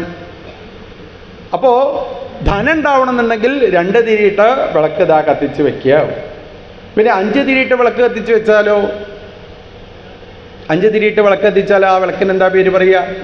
ഭദ്രദീപം എന്ന് പറയും അല്ലേ. ഭദ്രദീപം, മംഗളം, ഭദ്രം ഉണ്ടാവണം എന്നുണ്ടെങ്കിൽ, ഭദ്രം എന്ന് പറഞ്ഞാൽ എന്താ അർത്ഥം? എല്ലാ കാര്യവും മംഗളമായിട്ട് തീരുക. 5 തിരിയിട്ട് വിളക്ക് കത്തിച്ച് വെക്കുന്ന സമയത്ത് മംഗളമായിട്ട് തീരണു. നമ്മളെ വീട്ടിലെ എല്ലാ കർമ്മങ്ങളും ഭദ്രമായിട്ട് ഇതാ തീരും. അതിനാണ് ഭദ്രദീപം എന്ന് ഇതാ പറയുക. ഇങ്ങനെ വിളക്ക് കത്തിക്കുന്നതിന് കൂടുതൽ ഇതാ പ്രാധാന്യം. പിന്നീട് ഗൃഹത്തിൽ ഹോമം, പൂജ ഇതൊക്കെ ഇതാ നടത്താൻ വേണ്ടി ശ്രമിക്കുക. ഗണപതി ഹോമമൊക്കെ ഇതാ നടത്തുക. വൈകുന്നേരം ഭഗവതി സേവ, ഭഗവതിയെ ഉപാസിക്കുക. ഏതൊരു ഗൃഹത്തിൽ ഇരുന്നിട്ടാണോ ഭഗവതിയെ ഉപാസിക്കുന്നത് ആ ഗൃഹത്തിൽ ധാരാളം ഐശ്വര്യത ഉണ്ടാവുന്നു. ഗണപതി ഹോമമൊക്കെ ഏത് വീട്ടിലാണോ നടത്തുന്നത്? യജ്ഞം നടത്തും. അപ്പോൾ ആ ഗൃഹത്തിൽ ധാരാളം ഐശ്വര്യം ഉണ്ടാവണം. അപ്പോൾ അതൊക്കെ പഠിച്ച ആൾക്കാരെ വിളിച്ചു വരുത്തി ചെയ്യണം എന്നുണ്ട് വെച്ചാൽ എത്ര രൂപയാ ചിലവ് ഭഗവാനെ? ഇതൊക്കെ സാധിക്കുവെച്ചാൽ അങ്ങനെ ചെയ്യുക. ഇല്ലെങ്കിലോ അവരവർ തന്നെ ഗണപതി ഹോമം നടത്താൻ വേണ്ടിയിട്ട് ഇതാ ശ്രമിക്കുക. നമ്മൾ തന്നെ പഠിക്കുക, നമ്മൾ തന്നെ ആ ഭഗവതിയെ ഉപാസിക്കാൻ വേണ്ടിയിട്ട് ഇതാ ശ്രമിക്കുക. ലളിതാ സഹസ്രനാമത്തിൻ്റെ ഒക്കെ പുസ്തകം വാങ്ങുക, ഇരുന്നങ്ങോട്ട് വായിക്കുക തന്നെ. ഇതൊക്കെ ആദ്യം വായിക്കാനേ പ്രയാസമുള്ളൂ. ആദ്യം പുസ്തകമൊക്കെ കിട്ടിക്കഴിഞ്ഞ സമയത്ത് എന്താ പുസ്തകം തന്നെ അറിയില്ല. അങ്ങനെ ഒരു പേര് കണ്ടിട്ട് വാങ്ങിയതാണ്. അങ്ങനെ ഒരാളങ്ങനെ നടക്കണതിൻ്റെ ഇടയ്ക്ക് തൃശ്ശൂർ പൂരത്തിൻ്റെ ഇടയ്ക്ക് എന്തൊരു തിരക്കാ അറിയില്ല. ആ തിരക്കിൻ്റെ ഇടയ്ക്ക് ഇയാൾ ഒരു ബുക്ക് സ്റ്റോളിൽ കയറിയിട്ട് ബുക്ക് സ്റ്റോളിൽ കയറി നോക്കിയ സമയത്ത് ഒരു പുസ്തകം കണ്ടു. എന്താ പുസ്തകത്തിൻ്റെ പേര് അറിയോ? സൗന്ദര്യ ലഹരി എന്നാ പുസ്തകത്തിൻ്റെ പേര്. ഇയാൾ വിചാരിച്ചു എന്തെങ്കിലും ബ്യൂട്ടി പാർലറിലെ ആൾക്കാർ പഠിക്കണ പുസ്തകമാവും തോന്നുന്നുണ്ട് കേട്ടോ. എന്നിട്ട് മെല്ലെ ആരും കാണാതെ ആ പുസ്തകം വാങ്ങി. കുട്ടികളെല്ലാം കണ്ടാലോ സൗന്ദര്യ ലഹരി എന്നുള്ള പുസ്തകം, സൗന്ദര്യം വർദ്ധിക്കാനുള്ളത് എന്തെങ്കിലും ആവുമെന്നാണ് വിചാരിച്ചത്. എന്നിട്ട് വീട്ടിലെത്തി കുട്ടികളൊന്നും കാണാതെ പുസ്തകം എല്ലാം തുറന്നു നോക്കിയ സമയത്ത് എന്താ അതിൽ എഴുതിയത്? എന്തൊക്കെയോ സംസ്കൃത ശ്ലോകങ്ങൾ. ശിവശക്തിയായുക്തോ യതി ഭവതി ശക്ത പ്രഭവിതും ചേദേവം അല്ലേ. അപ്പോൾ നമ്മൾ ചിലപ്പോൾ അറിയാതെയായിരിക്കും ഓരോ പുസ്തകങ്ങളൊക്കെ അതാ വാങ്ങിക്കൊണ്ടുവരുന്നത്. ഇങ്ങനെ ദേവിയെ ഉപാസിക്കുന്നതായിരിക്കുന്ന ഗ്രന്ഥങ്ങൾ വീട്ടിലിരുന്ന് പാരായണം ചെയ്യുന്ന സമയത്ത് അവിടെ ധാരാളം ഐശ്വര്യത ഉണ്ടാവുന്നു. ലളിതാ സഹസ്രനാമൊക്കെ വീട്ടിലിരുന്ന് പാരായണം ചെയ്യുമ്പോൾ തന്നെ ദേവിയെ ഉപാസിക്കുന്ന അനവധി മന്ത്രങ്ങളുണ്ട്. ആ മന്ത്രങ്ങളൊക്കെ വീട്ടിലിരുന്ന് അങ്ങനെ ചെല്ലാനായിട്ട് പുറപ്പെടുമ്പോൾ ആ ഗൃഹത്തിൽ ധാരാളം ഐശ്വര്യത ഉണ്ടാവുന്നു. പിന്നെ ഐശ്വര്യം ഉണ്ടാവാൻ എന്താ വേണ്ടത്? വീട്ടിൽ ഒരിക്കലും മാറാലുണ്ടാവാൻ പാടില്ല എന്ന് പറയും. എട്ടുകാലി വല അല്ലേ, അതെവിടെയാണോ ഉള്ളത് അവിടെ ഐശ്വര്യം ഉണ്ടാവില്ല. എന്തായാലും ഒന്നെ വീട്ടിൽ പോയിട്ടൊക്കെ നേരെയാക്കുക. അത് തന്നെ ഇത് പോണ സമയത്ത് കടയിൽ നിന്ന് കിട്ടും ഒരു സാധനം അല്ലേ, എന്നിട്ടത് വാങ്ങി നേരെ വീട്ടിൽ പോയിട്ട് വീടൊക്കെ അതായിട്ട് വൃത്തിയാക്കുക. അപ്പോൾ വീട്ടിൽ ധാരാളം ഐശ്വര്യം അതാ ഉണ്ടാവും അല്ലേ. അല്ലെങ്കിൽ നല്ല വൃത്തിയുള്ള സ്ഥലത്തെ ആരിയ്ക്കുള്ളൂ? ഭഗവതി, ശ്രീ ഭഗവതി അല്ലേ. ശ്രീകോവിൽ എന്നാ പറയുക. ശ്രീകോവിൽ എന്ന് പറഞ്ഞാൽ എന്താ അർത്ഥം? ശ്രീ വിളയാടുന്ന കോവിലാണ് എന്ത് പറയണത്? ശ്രീകോവിൽ എന്ന് പറയണത് അല്ലേ. അതൊരിക്കലും അശ്രീകോവിലാവാൻ പാടില്ല. എന്തായിരിക്കണം? ശ്രീകോവിലായിട്ട് മാറണം. നമ്മളുടെ വീട്ടിലെ പൂജാമുറിയൊക്കെ ശ്രീകോവിലാവണം. ശ്രീ ഇരിക്കുന്ന സ്ഥലമായിരിക്കണം വീട് അല്ലേ. അപ്പോൾ നല്ല നല്ല സ്ഥലത്തല്ലേ ആൾക്കാർ വന്നിരിക്കുള്ളൂ. നല്ല ഐശ്വര്യമുള്ള സ്ഥലത്തെ ദേവി ഇതാ വന്നിരിക്കുള്ളൂ. അപ്പം നമ്മളെ വീട്ടിലൊക്കെ നല്ല ഐശ്വര്യം ഉണ്ടാവണം. ഭഗവതി മഹാലക്ഷ്മി നമ്മളെ വീട്ടിലേക്ക് ഇതാ കയറി വരണം എന്നുണ്ടെങ്കിൽ വീടൊക്കെ നന്നായിട്ട് അടിച്ച് വാരി വൃത്തിയാക്കി തുടച്ച് വെക്കണം എന്ന് പറയും. അവിടെ ഭഗവതി ഇതാ വന്നിരിക്കുള്ളൂ. അതാണല്ലോ കർക്കിടക മാസം തുടങ്ങണതിൻ്റെ മുന്നേ തലേ ദിവസം നമ്മൾ എന്ത് ചെയ്യും? ചേട്ടാ ഭഗവതി പുറത്ത്, ശ്രീ ഭഗവതി അകത്ത് എന്ന് പറഞ്ഞ് വീടൊക്കെ നന്നായിട്ട് അടിച്ച് വാരി വൃത്തിയാക്കി കർക്കിടക മാസം 1-ാം തീയതി വീടിൻ്റെ നേരെ മുന്നിൽ ഒരു പലകേൻ്റെ മോള് കിണ്ടിയിൽ വെള്ളമൊക്കെ അതാ വയ്ക്കും. കുറേ പൂക്കളൊക്കെ കൊണ്ടുപോയിട്ട് വയ്ക്കും. ഇതൊക്കെ എന്തിനാണ് വെക്കണത്? നിറച്ചപ്പൊക്കെ എന്തിനാണ് വെക്കണത്? ശ്രീ ഭഗവതി വരണം, ലക്ഷ്മി ഭഗവതി തൻ്റെ വീട്ടിലേക്ക് ഇതാ കയറി വരണം എന്ന് വിചാരിച്ചിട്ടാണ് ഇങ്ങനെയുള്ള കർമ്മങ്ങൾ ഇതാ ചെയ്യുക. അഥവാ വീട്ടിൽ നിന്ന് ശ്രീ ഭഗവതി പുറത്തേക്ക് പോയാൽ, എപ്പോഴാണ് നമ്മളെ വീട്ടിൽ നിന്ന് ശ്രീ ഭഗവതി പുറത്തേക്ക് പോവുക? എപ്പോഴാണ്? സൂര്യൻ ഉദിച്ചതിൻ്റെ ശേഷവും വീട്ടിൽ ആരെങ്കിലും കടന്നുറങ്ങുന്നുണ്ടോ അവിടെ വരുന്ന ഒരു ദേവി ഉണ്ട് പറയും. അതേത് ദേവിയാ? അത് ഈ ശ്രീ ഭഗവതിൻ്റെ അനുജത്തി ഒരാളുണ്ട്. ആരാത്? അതാണ് ചേട്ടാ ഭഗവതി അല്ലേ. ചേട്ടാ ഭഗവതി വന്ന് കടന്നുറങ്ങുന്ന ആൾക്കാരുടെ കാലിങ്ങനെ ഉഴിഞ്ഞരും. അത്ര കുറച്ചു നേരം കൂടിയും കടന്നോട്ടോ, കുറച്ചു നേരം കൂടിയും കടന്നോട്ടോ അത് പറഞ്ഞ് ചേട്ടാ ഭഗവതി ഇങ്ങനെ കാലിതാ ഉഴിഞ്ഞു തരും അല്ലേ. അപ്പോൾ ചേട്ടാ ഭഗവതി എവിടെയാണോ ഇരിക്കുന്നത് അവിടെ ആരുണ്ടാവില്ല? ശ്രീ ഭഗവതി ഉണ്ടാവില്ല അല്ലേ. അനുജത്തിരിക്കുന്നിടത്ത് എന്തായാലും എടുത്തിണ്ടാവില്ലല്ലോ അല്ലേ. ഒരമ്മയ്ക്ക് 2 പെൺകുട്ടികളുണ്ട് വിചാരിക്കുക. 2ആളെയും കല്യാണം കഴിച്ചു കൊടുത്തു. അച്ഛൻ്റെ ഷഷ്ടിപൂർത്തിൻ്റെ അന്ന് അമ്മ ഫോൺ ചെയ്തു. ആദ്യത്തെ മകളെ ഫോൺ ചെയ്തു. നീ എന്തായാലും വരില്ലേ? എന്താ തിരിച്ച് ചോദിക്കണത് അറിയോ? അനുജത്തി വരുമോ? അവൾ വന്നാൽ ഞാൻ ഉണ്ടാവില്ല കേട്ടോ. അവൾ വന്നാൽ ഞാൻ ഉണ്ടാവില്ല പറയുക. അതാണ് അനുജത്തിരിക്കുന്നിടത്ത് ആരും വരില്ല, ഏട്ടത്തി ഉണ്ടാവില്ല. അപ്പോൾ ശ്രീ ഭഗവതി തൻ്റെ വീട്ടിലിരിക്കണം എന്നുണ്ടെങ്കിൽ ആ വീട് നല്ല ശുദ്ധമായിരിക്കണം. നല്ല വൃത്തിയുള്ള സ്ഥലത്ത് മാത്രമേ ഭഗവതി ഇതാ വന്നിരിക്കുള്ളൂ. അപ്പം അങ്ങനെ ആ വീട്ടിൽ ഐശ്വര്യത ഉണ്ടാവുന്നു. പിന്നെ വീട്ടിൽ ഐശ്വര്യം ഉണ്ടാവാൻ വേണ്ടിയിട്ട് എന്താ ചെയ്യേണ്ടത്? ഭഗവാനെ ഉപാസിക്കുന്ന, ഭഗവതിയെ ഉപാസിക്കുന്നതായ ഭക്തന്മാരായിരിക്കുന്ന ആളുകൾ തൻ്റെ ഗൃഹത്തിലതാ എത്തിച്ചേരുമ്പോൾ അവരുടെ പാദസ്പർശം എവിടെയാണോ ഏൽക്കുന്നത് ആ ഗൃഹത്തിൽ നല്ല ഐശ്വര്യത ഉണ്ടാവണം. ഈ വിതുരൻ്റെ കൊട്ടാരത്തിൻ്റെ പ്രത്യേകത എന്താ? ഭഗവത് ഭക്തന്മാർ മാത്രമല്ല അല്ലേ, ഭഗവാൻ തന്നെ, ശ്രീകൃഷ്ണ ഭഗവാൻ തന്നെ കയറി വന്ന സ്ഥലമാണ് വിതുരൻ്റെ കൊട്ടാരം. ഇടയ്ക്കിടയ്ക്ക് അങ്ങനെ ശ്രീകൃഷ്ണ ഭഗവാൻ കൗരവരുടെ അടുത്തേക്ക് പോവും. ആരൊക്കെയാ കൗരവര്? ദുര്യോധനൻ, ദുശാസനൻ, ദൂ എന്ന് പറഞ്ഞ കുറേ അനുജന്മാരുണ്ട് ഇയാൾക്ക് അല്ലേ. അങ്ങനെ 100 ആൾക്കാരാ, 100 എന്ന് പറയും. അവരുടെ അടുത്തേക്ക് ഇതാ കയറിപ്പോവും. അവരുടെ അച്ഛനാണ് ധൃതരാഷ്ട്രര്. അപ്പോൾ ധൃതരാഷ്ട്രരോട് പല വർത്തമാനമൊക്കെ പറയും ശ്രീകൃഷ്ണ ഭഗവാൻ. അനവധി കാര്യങ്ങളൊക്കെ ഇങ്ങനെ ഇടയ്ക്കിടയ്ക്ക് ഇങ്ങനെ പറഞ്ഞ് ഒരു 12-12:15 വരെ പറയൂ അത്രേ ഭഗവാൻ. 12:15 ഭഗവാൻ എന്ത് ചെയ്യും? മെല്ലെ കൊട്ടാരത്തിൽ നിന്ന് പുറത്തേക്ക് ഇറങ്ങി. അപ്പോൾ അവിടെ ഒരാൾ കയറി വരും. ആരാ അറിയും? ദുര്യോധനൻ വന്ന് കൃഷ്ണനോട് പറയും, ഭഗവാനെ കൃഷ്ണ, ഇന്ന് ഉച്ചയ്ക്ക് ഇവിടുന്ന് ആവാട്ടോ കൃഷ്ണ ഊണ് കഴിക്കുക. കൃഷ്ണ, നീ ഒരാൾ അധികം ഉണ്ടെന്ന് വിചാരിച്ച് ഞങ്ങൾക്ക് നാഴി അരി അധികം വെക്കേണ്ട കാര്യമൊന്നുമില്ല. ഞങ്ങളെന്നും കേമായിട്ട് തന്നെയാണ് ഭക്ഷണം കഴിക്കാറ് അല്ലേ.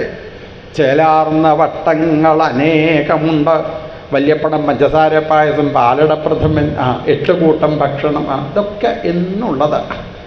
അതുകൊണ്ട് നിനക്കിന്ന് ഇവിടുന്ന് തന്നെ ഭക്ഷണം കഴിക്കാമെന്ന് ഭഗവാനോട് ദുര്യോധനൻ പറയുമ്പോൾ ശ്രീകൃഷ്ണ ഭഗവാൻ പറയും, എന്താ അറിയോ പറയുക, ഏട്ടാ എനിക്ക് എപ്പം വേണമെന്നുണ്ടെച്ചാലും ദുര്യോധനേട്ടാ ഇവിടെ ഇരുന്ന് ഭക്ഷണം കഴിച്ചോട്ടെ, അതിന് നിങ്ങൾ പ്രത്യേകമായിട്ട് ക്ഷണിക്കേണ്ട കാര്യമൊന്നുമില്ല. പക്ഷേ ഇന്ന് ഇവിടുന്ന് അല്ലാട്ടോ പറയും.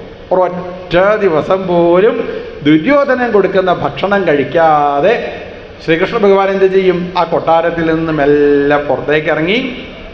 അതിൻ്റെ അടുത്ത് വേറൊരു കൊട്ടാരം. അതാരുടെ കൊട്ടാര? അതാണ് വിതുരൻ്റെ കൊട്ടാരം അല്ലേ.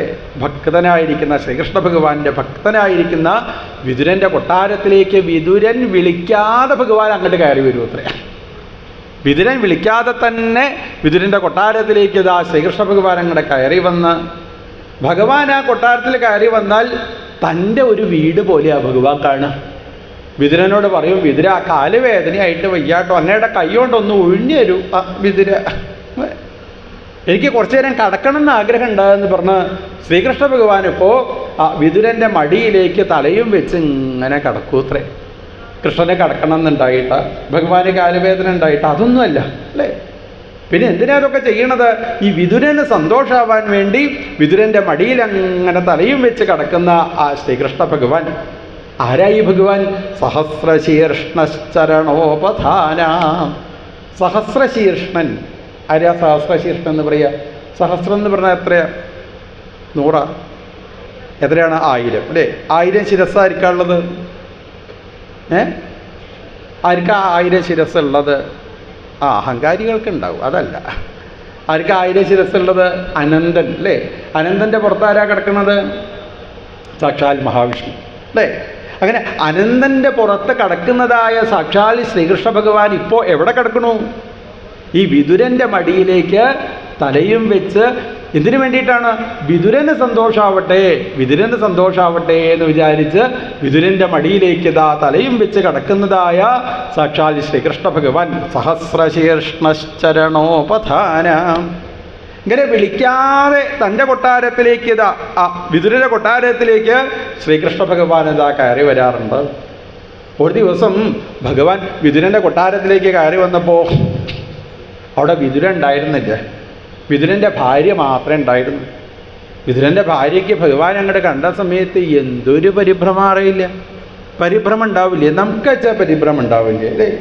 നമ്മൾ എന്നും രാവിലെ നേരത്തെ നീറ്റ് കുളിയൊക്കെ കഴിഞ്ഞ് ഇവിടെ ഭഗവതിയെ കാണാൻ വേണ്ടിയിട്ട് എല്ലാ ദിവസവും ഇങ്ങോട്ട് വരുന്ന ഒരു സ്ത്രീ ഉണ്ട് വിചാരിക്കുക. എല്ലാ ദിവസവും അമ്മയെ തൊഴാനായിട്ട് വരുന്ന ഒരു സ്ത്രീ. അങ്ങനെ ഒരു ദിവസം നോക്കിയപ്പോൾ എന്നും 7:30 വരുന്നത്. 7:30 ആയിട്ടും കണ്ടില്ലല്ലോ, 7:45 കാണുന്നില്ലല്ലോ. ഭഗവതി ഉള്ളെന്ന് ഇങ്ങനെ നോക്കുക, കാണുന്നില്ലല്ലോ. 8 മണിയായിട്ടും കാണുന്നില്ലല്ലോ. ഭഗവാനെ റേഷൻ പീടിയെ പോവാണ്ടെന്നൊന്നും ഇന്നലെ പറഞ്ഞില്ലല്ലോ. എന്താ വരാത്തത് അല്ലേ.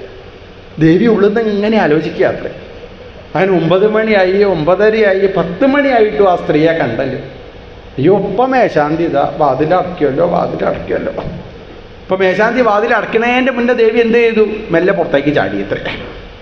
എന്നിട്ട് എന്നും സ്ഥിരമായിട്ട് വരുന്ന ആ സ്ത്രീയുടെ വീട്ടിലേക്ക് മെല്ലെ ദേവി ഇങ്ങനെ വന്നു വിചാരിക്കാം. നമ്മളെ വീട്ടിലേക്കറ്റ ഈ ഭഗവതി വന്നാലുള്ള സ്ഥിതി നമുക്ക് പേടിയാവില്ലേ അല്ലേ. ഇപ്പം ഈ ശ്രീകൃഷ്ണ ഭഗവാനെ കണ്ടതോടുകൂടി ഇപ്പോൾ വിതുരൻ്റെ ഭാര്യയ്ക്ക് എന്തെന്നില്ലാത്ത പരിഭ്രമം. വിതുരൻ്റെ ഭാര്യ പറഞ്ഞു, അതെ അങ്ങേര് ഇവിടെ ഇല്ല എന്ന് വിചാരിച്ച് കൃഷ്ണ അങ്ങ് പോവൊന്നും ചെയ്യരുത്, ഇവിടെ ഇരിക്കൂ കേട്ടോ എന്ന് പറഞ്ഞ് നല്ലൊരു പായൊക്കെ കൊടുത്ത് ഇപ്പോൾ ആ വിതുരൻ്റെ ഭാര്യ ഭഗവാനെ അവിടെ ഇരുത്തി. ഇനി എന്താ കൃഷ്ണൻ എന്തെങ്കിലും ഒന്ന് കൊണ്ടുപോയി കൊടുക്കണ്ടേ? എന്താ ഈ ഭഗവാന് കൊടുക്കുക? അകത്ത് പോയി നോക്കിയ സമയത്ത് നല്ല ഒരു കദളിപ്പഴത്തിൻ്റെ കൊല ഉണ്ടായിരുന്നു അത്രേ, നല്ല പഴുത്ത് പാകമായിരിക്കുന്ന കദളിക്കൊല. അതെടുത്ത് കൃഷ്ണൻ്റെ മുന്നിൽ കൊണ്ടുപോയിട്ട് വെച്ചു. ഈ സ്ത്രീ അതിന് ഓരോരോ പടവും എടുക്കുന്നുണ്ട്. ആ പഴത്തിൻ്റെ തോലൊക്കെ മാറ്റുന്നുണ്ട്, പഴം ദൂരത്തേക്ക് വലിച്ചെറിയുന്നുണ്ട്, തോലിങ്ങനെ കൃഷ്ണൻ്റെ വായയ്ക്ക് വെച്ച് കൊടുക്കുക അത്രേ. ഈ കൊടുക്കണയാൾക്കൊരു വിവരമില്ല വെച്ചാലും കഴിക്കുന്നയാൾക്ക് എന്തെങ്കിലും വേണ്ടേ? ഭഗവാൻ എന്താ കഴിക്കണത് എന്ന് പോലും നോക്കാതെ ആ വിതുരൻ്റെ ഭാര്യ തന്നതായിരിക്കുന്ന പഴത്തിൻ്റെ തോല് ഇങ്ങനെ, പശുക്കളൊക്കെ പഴത്തിൻ്റെ തോല് കഴിക്കില്ല, അതേപോലെ ഭഗവാൻ അങ്ങനെ നല്ല സ്വാദുണ്ട് കേട്ടോ, നല്ല സ്വാദുണ്ട് കേട്ടോ എന്നുള്ള രീതിയിൽ പഴത്തിൻ്റെ തോല് ഇങ്ങനെ കഴിച്ചുകൊണ്ടിരിക്കുമ്പോഴാണ് അവിടേക്ക് വിതുരൻ കയറി വന്നത്. വിതുരൻ തൻ്റെ കൊട്ടാരത്തിൻ്റെ മുന്നിലുള്ള മുറ്റത്ത് നോക്കിയപ്പോൾ എത്ര പഴാ ഭഗവാന്, ആരാ അതിങ്ങനെ വലിച്ചെറിഞ്ഞത്. വന്നു നോക്കിയ സമയത്ത് തൻ്റെ ഭാര്യ പഴത്തിൻ്റെ തോല് കൃഷ്ണന് കൊടുക്കുന്നുണ്ട്, പഴം ദൂരത്തേക്ക് ഇങ്ങനെ വലിച്ചെറിയാത്ത. വിതുരൻ ചോദിച്ചു ഭാര്യയോട്, നീ എന്താ കാണിക്കണത്? എന്താ കാണിക്കണത് എന്നോ? കണ്ടില്ലേ കൃഷ്ണന് ഞാൻ പഴം കൊടുക്കണത്, നീ പഴമാണോ കൊടുക്കണത്? അപ്പോഴത്ര ഈ സ്ത്രീ ആലോചിച്ചത്, അയ്യോ ഭഗവാനെ ഞാൻ അറിഞ്ഞില്ല കേട്ടോ ഇതുവരെ അങ്ങക്ക് പഴത്തിൻ്റെ തോല തന്നത് എന്ന് അല്ലേ. അതാണ് ഈ ശ്രീകൃഷ്ണ ഭഗവാന്റെ പ്രത്യേകത. ഒരാൾ എന്ത് തരണോന്ന് ഭഗവാൻ നോക്കില്ല. ഒരു ഭഗവാൻ എന്തേ നോക്കുള്ളൂ, എങ്ങനെ തരണു, അവരുടെ മനസ്സ് എങ്ങനെയാണ് എന്നുള്ളത് അല്ലേ. മനസ്സ് ശുദ്ധമാണോ, നമ്മൾ എന്ത് ഭഗവാന്റെ മുന്നിൽ കൊണ്ടുപോയി വെച്ചു അത് ഭഗവാൻ സ്വീകരിക്കും.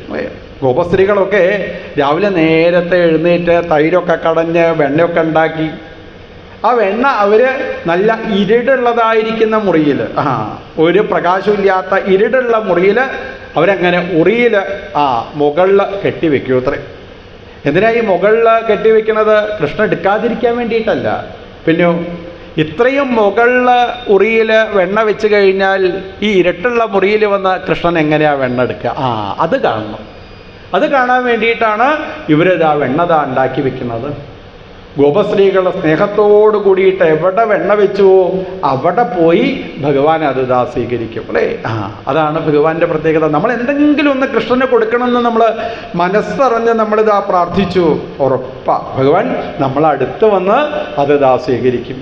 അതാണല്ലോ വയസ്സായ ഒരു സ്ത്രീ ഗുരുവായൂർ അമ്പലത്തിലേക്ക് ഉണ്ണിക്കണ്ണനെ കൃഷ്ണനെ കാണാൻ പോണ സമയത്ത് കുറച്ച് കുന്നിക്കുരു എവിടുന്നാ കിട്ടുക നോക്കിയും കുറച്ച് കുന്നിക്കുരും മഞ്ചാടിക്കുരും ഒക്കെ കയ്യിലേക്ക് എടുത്തങ്ങനെ ആ അമ്പാടി കണ്ണനെ ശ്രീകൃഷ്ണ ഭഗവാനെ കാണാൻ വേണ്ടി ഗുരുവായൂർ അമ്പലത്തിൽ എത്തിച്ചേർന്നപ്പോൾ അന്ന് എന്തൊരു തിരക്കാ അറിയില്ല. മാത്രമല്ല അന്ന് സാമൂതിരി രാജാവ് കൃഷ്ണനെ കാണാനായിട്ട് വരുമ്പോൾ ആനയെ നടക്കിയിരുത്തുന്നുണ്ട് എന്നൊക്കെ പറഞ്ഞ് അല്ലേ. അപ്പോഴേക്കും അവിടുത്തെ കമ്മിറ്റിക്കാർക്ക് ഈ രാജാവ് തൊഴാനായിട്ട് വരുമ്പോൾ അദ്ദേഹത്തിന് വേണ്ട സൗകര്യം ആയില്ലെങ്കിലോ ഒരൊറ്റ ആളെ പോലും അമ്പലത്തിൻ്റെ ഉള്ളിലേക്ക് കയറ്റുന്നില്ല. വരുന്ന ആൾക്കാരൊക്കെ അങ്ങനെ അവിടെ കൊടിമരത്തിൻ്റെ അടുത്ത് വന്ന് തൊഴുത് അവിടുന്ന് പോവുക അത്രേ. ഈ വയസ്സായ സ്ത്രീ കയ്യിൽ മഞ്ചാടിക്കുരിയൊക്കെ പിടിച്ച്, ഭഗവാനെ എനിക്കിതാ അങ്ങയുടെ അടുത്തേക്ക് അങ്ങോട്ടൊന്നും വരാൻ പറ്റില്ല കേട്ടോ.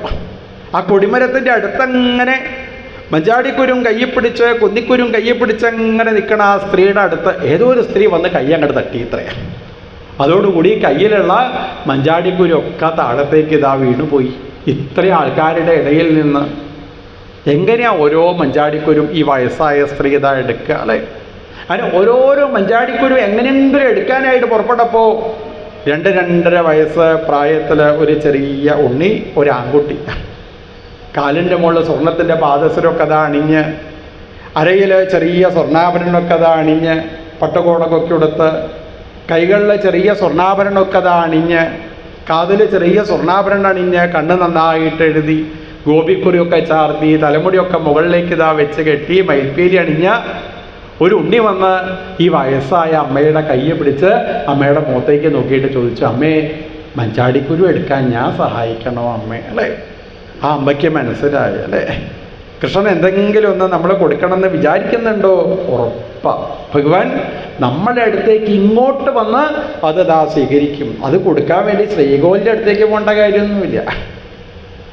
അല്ലെങ്കിലും കൊടിമരത്തിൻ്റെ പിന്നിൽ നിന്ന് തൊഴുന്നവനാണ് യഥാർത്ഥ ഭക്തൻ എന്ന് പറയും. ആരാ യഥാർത്ഥ ഭക്തൻ? കൊടിമരത്തിൻ്റെ പിന്നിൽ നിന്ന് തൊഴുന്നവനാണ് എന്ന് പറയും. എന്നാണല്ലോ കനകദാസൻ്റെ ചരിത്രം കേട്ടിട്ടുണ്ടാവും അല്ലേ? കനകദാസൻ ഉടുപ്പി ക്ഷേത്രത്തിൽ പണ്ഡിതന്മാരായിരിക്കുന്ന ആളുകൾ, നല്ല അറിവുള്ളതായിരിക്കുന്ന അതികേമന്മാരായിരിക്കുന്ന ആളുകൾ പൂജ കഴിക്കുന്ന ആ ഉണ്ണിക്കണ്ണൻ ഉടുപ്പി അമ്പലത്തിൽ, ഉടുപ്പിയിൽ പോയിട്ടല്ലേ, കടകോല് കയ്യിൽ പിടിച്ചിരിക്കുന്ന ശ്രീകൃഷ്ണ ഭഗവാനാണിത് അവിടെ.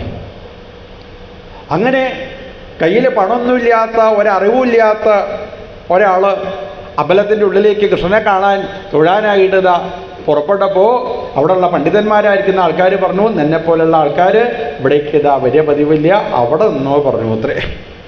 അങ്ങനെ പൂജ കഴിക്കാൻ വേണ്ടി പണ്ഡിതന്മാർ അവർ ആ അമ്പലത്തിൻ്റെ ശ്രീകോവിൽ തുറന്നു നോക്കിയപ്പോൾ ശ്രീകൃഷ്ണ ഭഗവാൻ തിരിഞ്ഞിരിക്കുക. പാർത്ഥസാരഥിയായിരിക്കുന്ന ഭഗവാൻ അവിടെ തിരിഞ്ഞിരിക്കണു അത്രേ. എത്രയായിട്ടും ഭഗവാൻ നേരെതായിരിക്കണല്ല. ആ പണ്ഡിതന്മാർ പറഞ്ഞു, കൃഷ്ണ ഒന്ന് തിരിഞ്ഞിരിക്കുമോ ഭഗവാനെ, ഒന്നും കണ്ട തിരിഞ്ഞിരിക്കുമോ, നേരെ ഇരിക്കുമോ, നേരെ ഇരിക്കുമോ എന്ന് പല പ്രാവശ്യവും പറഞ്ഞു. ഭഗവാൻ പറഞ്ഞു, അവനെങ്ങോട്ട് വിളിക്കേ, എനിക്ക് നിങ്ങളല്ല കാണേണ്ടത്, അവനെങ്ങോട്ട് വിളിക്കേ പറഞ്ഞു അല്ലേ. അതാണ് ഭക്തന്മാരെ കാണണമെന്നാണ് ശ്രീകൃഷ്ണ ഭഗവാൻ കൂടുതലതാ ഇഷ്ടം അല്ലേ. ഭക്തന്മാർ എന്തെങ്കിലും ഒന്ന് കൃഷ്ണന് കൊടുക്കണം എന്ന് ആഗ്രഹിക്കുന്നുണ്ടോ, അത് ഭഗവാൻ സ്വീകരിക്കും. അങ്ങനെ ഋദ്ധിമത്ത് ശ്രീകൃഷ്ണ ഭഗവാൻ തന്നെ കയറി വന്നതായിരിക്കുന്ന കൊട്ടാരമാണ് വിതുരൻ്റെ കൊട്ടാരം. ആ കൊട്ടാരത്തിനെ എന്തുകൊണ്ടാണ് വിതുരൻ ഉപേക്ഷിച്ചത്? എപ്രകാരമാണോ ശ്രീകൃഷ്ണ ഭഗവാൻ പാണ്ഡവർക്ക് ഉപദേശം കൊടുക്കുന്നത്, അതേപോലെ ഈ വിതുരൻ കൗരവർക്ക് ഉപദേശങ്ങൾ കൊടുക്കാറുണ്ട്. കൗരവരുടെ രാജ സദസ്സിൽ എത്തിച്ചേർന്ന് ധൃതരാഷ്ട്രരോട് വിതുരൻ പറയണു, യഥാതുരാജ സ്വസുദാന സാധുൻ പുഷ്ണൻ അധർമ്മേണ വിനഷ്ടദൃഷ്ടി. ധൃതരാഷ്ട്രരെ, അങ്ങക്ക് സത്യത്തിൽ കണ്ണ് കാണായികയില്ല. അങ്ങ് കണ്ണ് കാണാത്തവനെ പോലെ ജീവിക്കല്ലേ ചെയ്യണത് അല്ലേ. ധർമ്മം നന്നായിട്ട് അറിയുന്നതായിരിക്കുന്ന ആള് അങ്ങതാ കണ്ണ് കെട്ടിക്കൊണ്ട് എന്തിനാണ് ഈ രാജസദസ്സിൽ ഇരിക്കുന്നത്? നല്ല ധർമ്മബോധമുള്ള ആളല്ലേ അങ്ങ്. ഭ്രാതുരയ്യവിഷ്ടസ്യ സുതാൻ വിബന്ധുൻ ഭ്രാതുരയ്യവിഷ്ടസ്യ. അങ്ങയുടെ അനുജനായിരിക്കുന്ന പാണ്ഡു മരിച്ചു കഴിഞ്ഞാൽ ആ പാണ്ഡുവിൻ്റെ കുട്ടികളായിരിക്കുന്ന പാണ്ഡവരെ അങ്ങ് എങ്ങനെയാണ് കാണേണ്ടത്? തൻ്റെ കുട്ടികളെപ്പോലെ കണ്ട് അവർക്ക് വേണ്ട എല്ലാവിധ സംരക്ഷണവും കൊടുത്ത് അവർക്ക് വേണ്ട എല്ലാവിധ സുഖസൗകര്യങ്ങളും കൊടുക്കേണ്ടതായിരിക്കുന്ന ബാധ്യത ധൃതരാഷ്ട്രരെ അങ്ങയ്ക്കില്ലേ. എന്നിട്ടും അങ്ങ് ഇപ്പോൾ ഈ പാണ്ഡവരെ എങ്ങനെയാണ് കാണുന്നത്? വിബന്ധുൻ, ഒരു ശത്രുക്കളെ പോലെയല്ലേ അങ്ങ് പാണ്ഡവരെ കാണുന്നത്. പ്രവേശ്യ ലാക്ഷാഭവനേ ദദാഹ. ആ പാണ്ഡവരെ അരക്കില്ലത്തിൽ വെച്ച് ചുട്ടുകൊല്ലാൻ വേണ്ടിയിട്ട് കൂട്ടുനിന്നയാളല്ലേ ധൃതരാഷ്ട്രരെ അങ്ങ്. പാണ്ഡവരുടെ ഭാര്യയായിരിക്കുന്ന പാഞ്ചാലിയുടെ വസ്ത്രത്തിലേക്ക് അങ്ങയുടെ കുട്ടികൾ കേശാഭിമരിശം സുതകർമ്മകരിക്കും. അങ്ങയുടെ കുട്ടികളെല്ലാവരും കൂടി രജസ്വലയായിരിക്കുന്ന ദ്രൗപദിയുടെ വസ്ത്രത്തിലേക്ക് കയറിയതാ പിടിച്ചല്ലേ. ദ്രൗപദിയുടെ ആ തലമുടിയിലേക്ക് കയറിയതാ പിടിച്ചല്ലേ. ഇങ്ങനെ തൻ്റെ കുട്ടികളെ വേണ്ടാത്തത് ചെയ്യാൻ പുറപ്പെട്ട സമയത്ത് അങ്ങക്കിതാ ഒരക്ഷരം മിണ്ടാനായിട്ട് സാധിച്ചില്ലല്ലോ. ദ്യൂതേ ത്വധർമ്മേണ, അധർമ്മമായിട്ട് ദൂത് കളിച്ച് പാണ്ഡവർക്ക് അവകാശപ്പെട്ടതായിരിക്കുന്ന സകല സ്വത്തും തൻ്റേതാക്കി മാറ്റിയില്ലേ അങ്ങ്. ഈ ലോകത്തിന് മുഴുവനും കുരുകുലാമയം, ഈ കുരുകുലത്തിന് എന്നല്ല ലോകത്തിന് മുഴുവനും ആമയമായിരിക്കുന്ന ദുഷ്ടശക്തിയായിട്ട് മാറിയത് അങ്ങയുടെ പുത്രനായിരിക്കുന്ന ദുര്യോധനാണ്. ആ ദുര്യോധനെ ഇവിടെ നിന്ന് ഇല്ലാതാക്കി കഴിഞ്ഞാൽ അങ്ങക്ക് എന്നല്ല ലോകത്തുള്ള എല്ലാവർക്കും സുഖാവും ഇങ്ങനെ വിതുരൻ ധൃതരാഷ്ട്രരോട് ഇങ്ങനെ പറഞ്ഞുകൊണ്ടിരിക്കുന്ന സമയത്താണ് ആ സദസ്സിലേക്ക് ദുര്യോധനൻ കയറിയതാ വരുന്നത്. ദുര്യോധനൻ അത് കേട്ടതോട് കൂടിയിട്ട് ദുര്യോധനൻ പറഞ്ഞു, എടാ വിതുര, നീ എന്താ വിചാരിച്ചത്? ദാസ്യാസുതം യൽ ബലിനൈവ പുഷ്ടം. നീ ദാസിയുടെ പുത്രനാണ്. ദാസിയുടെ പുത്രനായിരിക്കുന്ന നീ ഞങ്ങളുടെ ഇടയിൽ, ഈ രാജാക്കന്മാരുടെ ഇടയിൽ കയറിയിരുന്ന് വർത്തമാനം പറയും. സാധാരണ ശ്രാദ്ധമൊക്കെ നടന്നിക്കഴിഞ്ഞിട്ടുണ്ടെച്ചാൽ അവിടെ ഉള്ളതായിരിക്കുന്ന ബലിച്ചോറൊക്കെ പാടെ പുറത്തേക്ക് എടുത്തിട്ട് ആ ബലിച്ചോറൊക്കെ നന്നായിട്ട് കഴിച്ച് നല്ല ശക്തിയുള്ളതായിരിക്കുന്ന കാക്കകൾ ചിലപ്പോൾ അവർ തൻ്റെ ആ ആരോഗ്യത്തിനെ കാണിക്കും. ഇതേപോലെ ഞങ്ങൾ തരുന്നതായിരിക്കുന്ന എച്ചിൽ ചോറ് കഴിച്ച് വളർന്ന് വർത്തമാനം പറയാനായ നീയ് ഞങ്ങളുടെ ചുമലിതാ കയറിയിരുന്ന് എൻ്റെ തലയിലിതാ കൊത്തുന്നുവോ, അതുകൊണ്ടിതാ ഇവനെ ഇവിടെ നിന്നിതാ നാട് കടത്തുകയാണ് വേണ്ടത് എന്ന് പറഞ്ഞു അത്രേ ദുര്യോധനൻ. ഇത് കേട്ട ഉടനെ വിതുരൻ തൻ്റെ കയ്യിലുള്ളതായിരിക്കുന്ന അമ്പും വില്ലുമൊക്കെ ആ രാജസദസ്സിലിതാ എടുത്തു വെച്ച്, ഇതിനൊക്കെയുള്ള കാരണം സാക്ഷാൽ ശ്രീകൃഷ്ണ ഭഗവാനാണ്.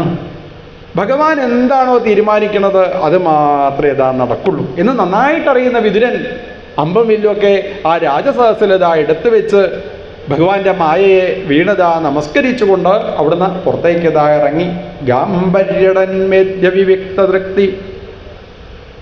അങ്ങനെ ലോകം മുഴുവനും സഞ്ചരിച്ച് തീർത്ഥീകുറുവന്തി തീർത്ഥാനി സ്വാന്തസ്തേന ഗദാവൃതാം. തീർത്ഥീകുറുവന്തി തീർത്ഥാനി, സകല ജലാശയങ്ങളെയും തീർത്ഥീകരിച്ചുകൊണ്ട് ശുദ്ധമാക്കിക്കൊണ്ട്.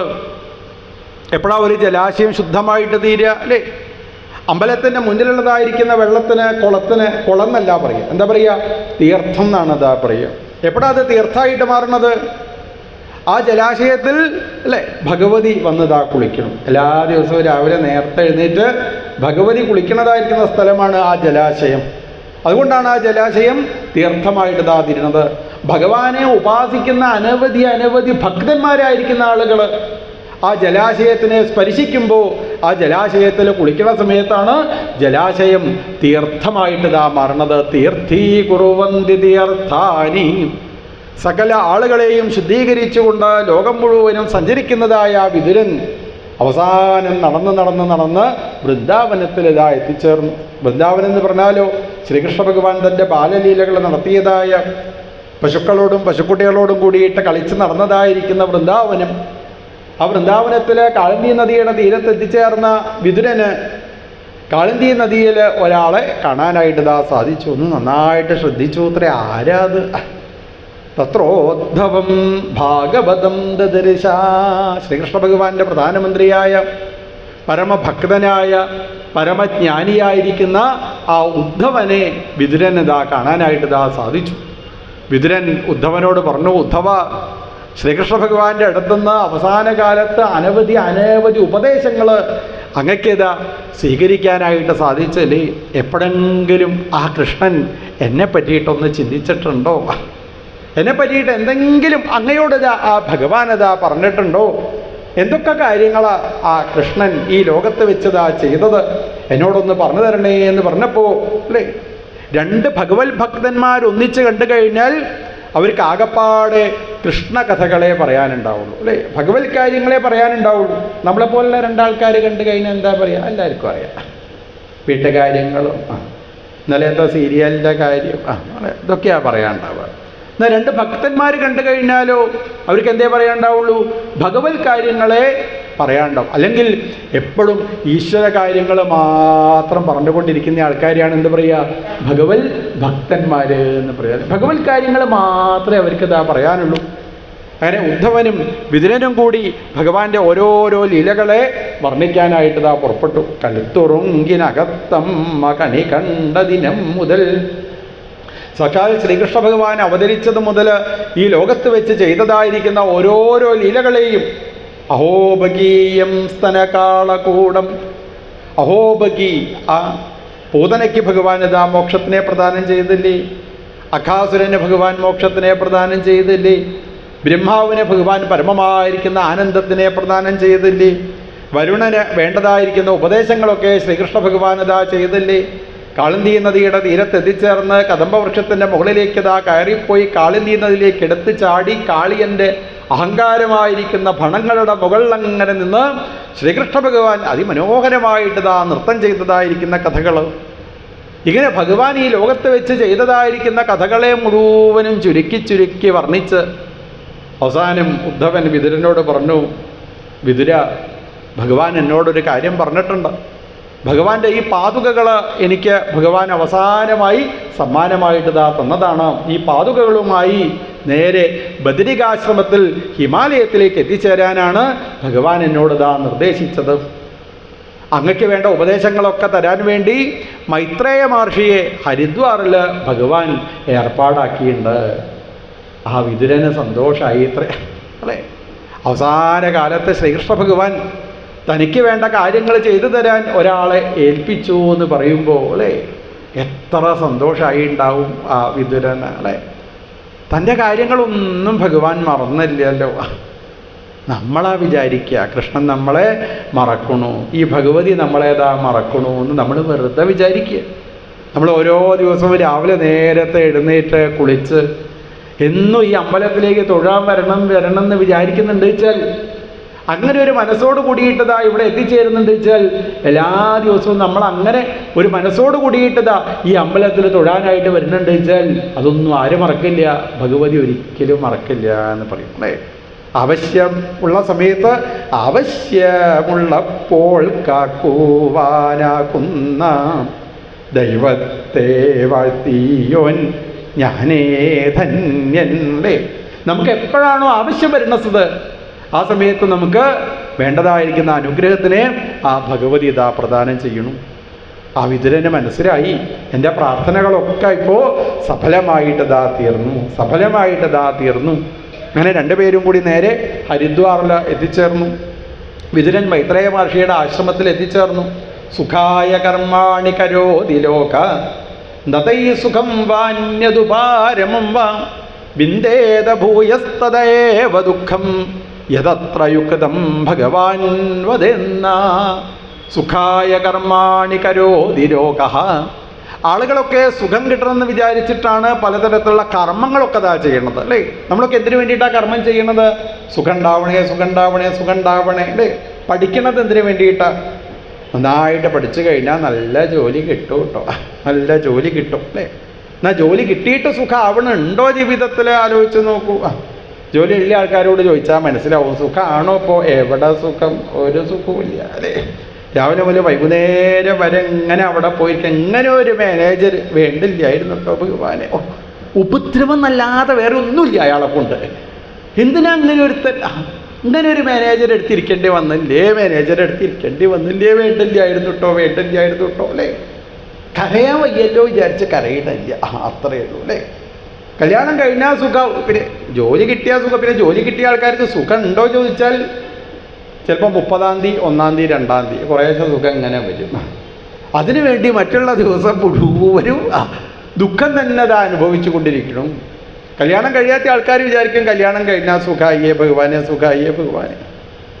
എന്നിട്ട് അമ്പലത്തിൽ വന്ന് ദേവിയുടെ മുന്നിൽ എങ്ങനെ വന്ന് പൂജ കഴിക്കുന്ന ആളോട് ചോദിക്കും ഏത് മുട്ട ഇറക്കുക വേണ്ടത് കല്യാണം കഴിയാൻ വേണ്ടി അതെ. കല്യാണം കഴിയണേ. ശ്രീകോവിലിനെ ദേവി ഇങ്ങോട്ട് പറഞ്ഞു 4 ദിവസം കൂടി കഴിഞ്ഞിട്ട് പോരെ, നീ എന്തിനാ തിരക്കൂട്ടുന്നത് അല്ലേ. 4 ദിവസം കൂടി കഴിഞ്ഞിട്ട് പോരേന്ന് ദേവി ഇങ്ങോട്ട് ചോദിക്കുന്നുണ്ട്. അതൊന്നും ആലോചിക്കാതെ പിന്നെയും അങ്ങോട്ട് പോയിട്ട് ഇങ്ങനെ പറയും കല്യാണം കഴിയണേ. അങ്ങനെ എങ്ങനെയൊക്കെയോ കല്യാണം കഴിഞ്ഞു. കല്യാണം കഴിഞ്ഞപ്പോൾ മനസ്സിലായി ഇത്രേ. കല്യാണം കഴിഞ്ഞപ്പോൾ 4 ദിവസം കഴിഞ്ഞപ്പോൾ ആ സ്ത്രീ രണ്ടാമതും വരുന്നുണ്ട്. അപ്പോൾ പൂജ കഴിക്കുന്ന ആളോട് പറഞ്ഞു അതെ എനിക്കൊരു കാര്യം പറയാണ്ട് പറഞ്ഞു. നീ ഒന്നും മിണ്ടാതിരിക്കുക അവിടെ, എനിക്ക് എപ്പോഴും എൻ്റെ കാര്യം മാത്രം നോക്കിയാൽ മതിയോ. എത്ര ആൾക്കാരുണ്ട് ഇവിടെ, ഇവർക്കൊക്കെ പ്രസാദം കൊടുക്കണം, തടപ്പള്ളിയിൽ പോയിട്ട് ആ പണി എടുക്കണം ഈ പണി എടുക്കണം, നീ ഇങ്ങനെ ഓരോന്ന് ചോദിച്ച്. അല്ല ഒരു കാര്യം പറയാണ്ട്. അല്ല എൻ്റെ കല്യാണം കഴിയാൻ വേണ്ടി ഞാൻ കല്യാണം കഴിഞ്ഞില്ലേ. അല്ല അതല്ല, ഒന്ന് അപ്പുറത്തേക്ക് വരുമോ, ഒരു കാര്യം പറയാനാ പറഞ്ഞു. എന്ത് കാര്യം? എന്താ ചോദിച്ചാൽ ഈ ഡൈവോഴ്സ് ആവാൻ വേണ്ടിയിട്ട് എന്തെങ്കിലും പുഷ്പാഞ്ജലിയോ നീ വല്ല മുട്ടർക്കലോ അങ്ങനെ എന്തെങ്കിലും ഉണ്ട്. അപ്പം നീയല്ലേ ഈ കല്യാണം കഴിയാൻ വേണ്ടിയിട്ട് എന്താ പൂജ ഉള്ളത് ചോദിച്ചത് അല്ലേ. കല്യാണം കഴിഞ്ഞപ്പോൾ മനസ്സിലായി ഇത്രേ വേണ്ടില്ലായിരുന്നു എന്നുള്ളത് അല്ലേ. ഇങ്ങനെ സുഖായ കർമാണി കരോതി ലോക. സുഖം കിട്ടണം എന്ന് വിചാരിച്ച് ചെയ്യുന്നതായിരിക്കുന്ന ഓരോ പ്രവൃത്തിയും അവസാനം എവിടെ എത്തിച്ചേരുന്നത്? ദുഃഖത്തിലാണ് എത്തിച്ചേരുന്നത്. എന്താ കാരണം ചോദിച്ചു കഴിഞ്ഞാൽ സുഖം കിട്ടണം എന്നുണ്ടെങ്കിൽ എന്ത് വേണം? സുഖസ്വരൂപിയായിരിക്കുന്ന ഭഗവാനെ വേണം ആശ്രയിക്കുക. സുഖം ഭഗവാന്റെ അടുത്ത് മാത്രമേ ഉള്ളൂ. ഈശ്വരനെ ഉപാസിക്കുമ്പോൾ മാത്രമാണ് നമുക്ക് ജീവിതത്തിൽ സുഖം ഉണ്ടാവുന്നത്. ഈ പ്രകൃതി എന്ന് പറഞ്ഞാലോ അത് ദുഃഖപൂരിതമാണ്. പ്രകൃതിയിൽ നിന്നൊരിക്കലും നമുക്ക് സുഖത ഉണ്ടാവുന്നില്ല, ദുഃഖം മാത്രമാണ് ഇതാ ഉണ്ടാവുന്നത്. അതുകൊണ്ട് സുഖസ്വരൂപിയായിരിക്കുന്ന ഭഗവാന്റെ കഥകളെ കേൾക്കൂ. യക്കർണനാടി, നമ്മളെ കാതിൻ്റെ ഉള്ളിലൂടെ ഭഗവാന്റെ അതിമനോഹരമായിരിക്കുന്ന ആ കഥകളെ ആർക്കാണോ കേൾക്കാനായിട്ട് സാധിക്കുന്നത്, ഗേഹരതിം ചിനത്തി, ഈ ദേഹത്തിൽ നിന്നും ഗേഹത്തിൽ നിന്നും വരുന്നതായിരിക്കുന്ന സകലവിധ ദുഃഖത്തിനെയും ഭഗവാനിതാ ഇല്ലാതാക്കി തീർക്കുന്നു. എല്ലാവിധ ദുഃഖവും ഇല്ലാതായിട്ട് തീരാൻ ഭഗവാന്റെ കഥകളുടെ മുന്നിലിതാ വന്നിരുന്നാലും മതി. ഈ ലോകം എന്ന് പറഞ്ഞാൽ ദുഃഖപൂരിതമാണ് അല്ലേ. അങ്ങനെ ലോകത്തിൻ്റെ സൃഷ്ടിയെ പറ്റിയിട്ട് ഇതാ വർണ്ണിച്ചു. ഭഗവാൻ ബ്രഹ്മാവിനെ സൃഷ്ടിച്ചു. ബ്രഹ്മാവ് 4 ഭാഗത്തേക്ക് നോക്കി. 4 ശിരസ്സുണ്ടായി ബ്രഹ്മാവിന്. ബ്രഹ്മാവിൻ്റെ വലത്തെ മുഖത്ത് നിന്ന് ഋഗ്വേദമുണ്ടായി, അടുത്ത മുഖത്ത് നിന്ന് യജുർവേദമുണ്ടായി, സാമവേദം ഉണ്ടായി, അഥർവവേദത ഉണ്ടായി. ബ്രഹ്മാവിൻ്റെ മടിയിൽ നിന്ന് നാരദ മഹർഷി എഴുന്നേറ്റ് വന്നു. ബ്രഹ്മാദി ദേവന്മാർ ഭഗവാനിൽ നിന്ന് പലതരത്തിലുള്ള സൃഷ്ടികൾ ഉണ്ടായി. ബ്രഹ്മാവിൻ്റെ മനസ്സിൽ നിന്ന് മരീചി മഹർഷി, കണ്ണിൽ നിന്ന് അത്രി മഹർഷി ഉണ്ടായി, പിന്നിൽ നിന്ന് വരുണദേവൻ ഉണ്ടായി.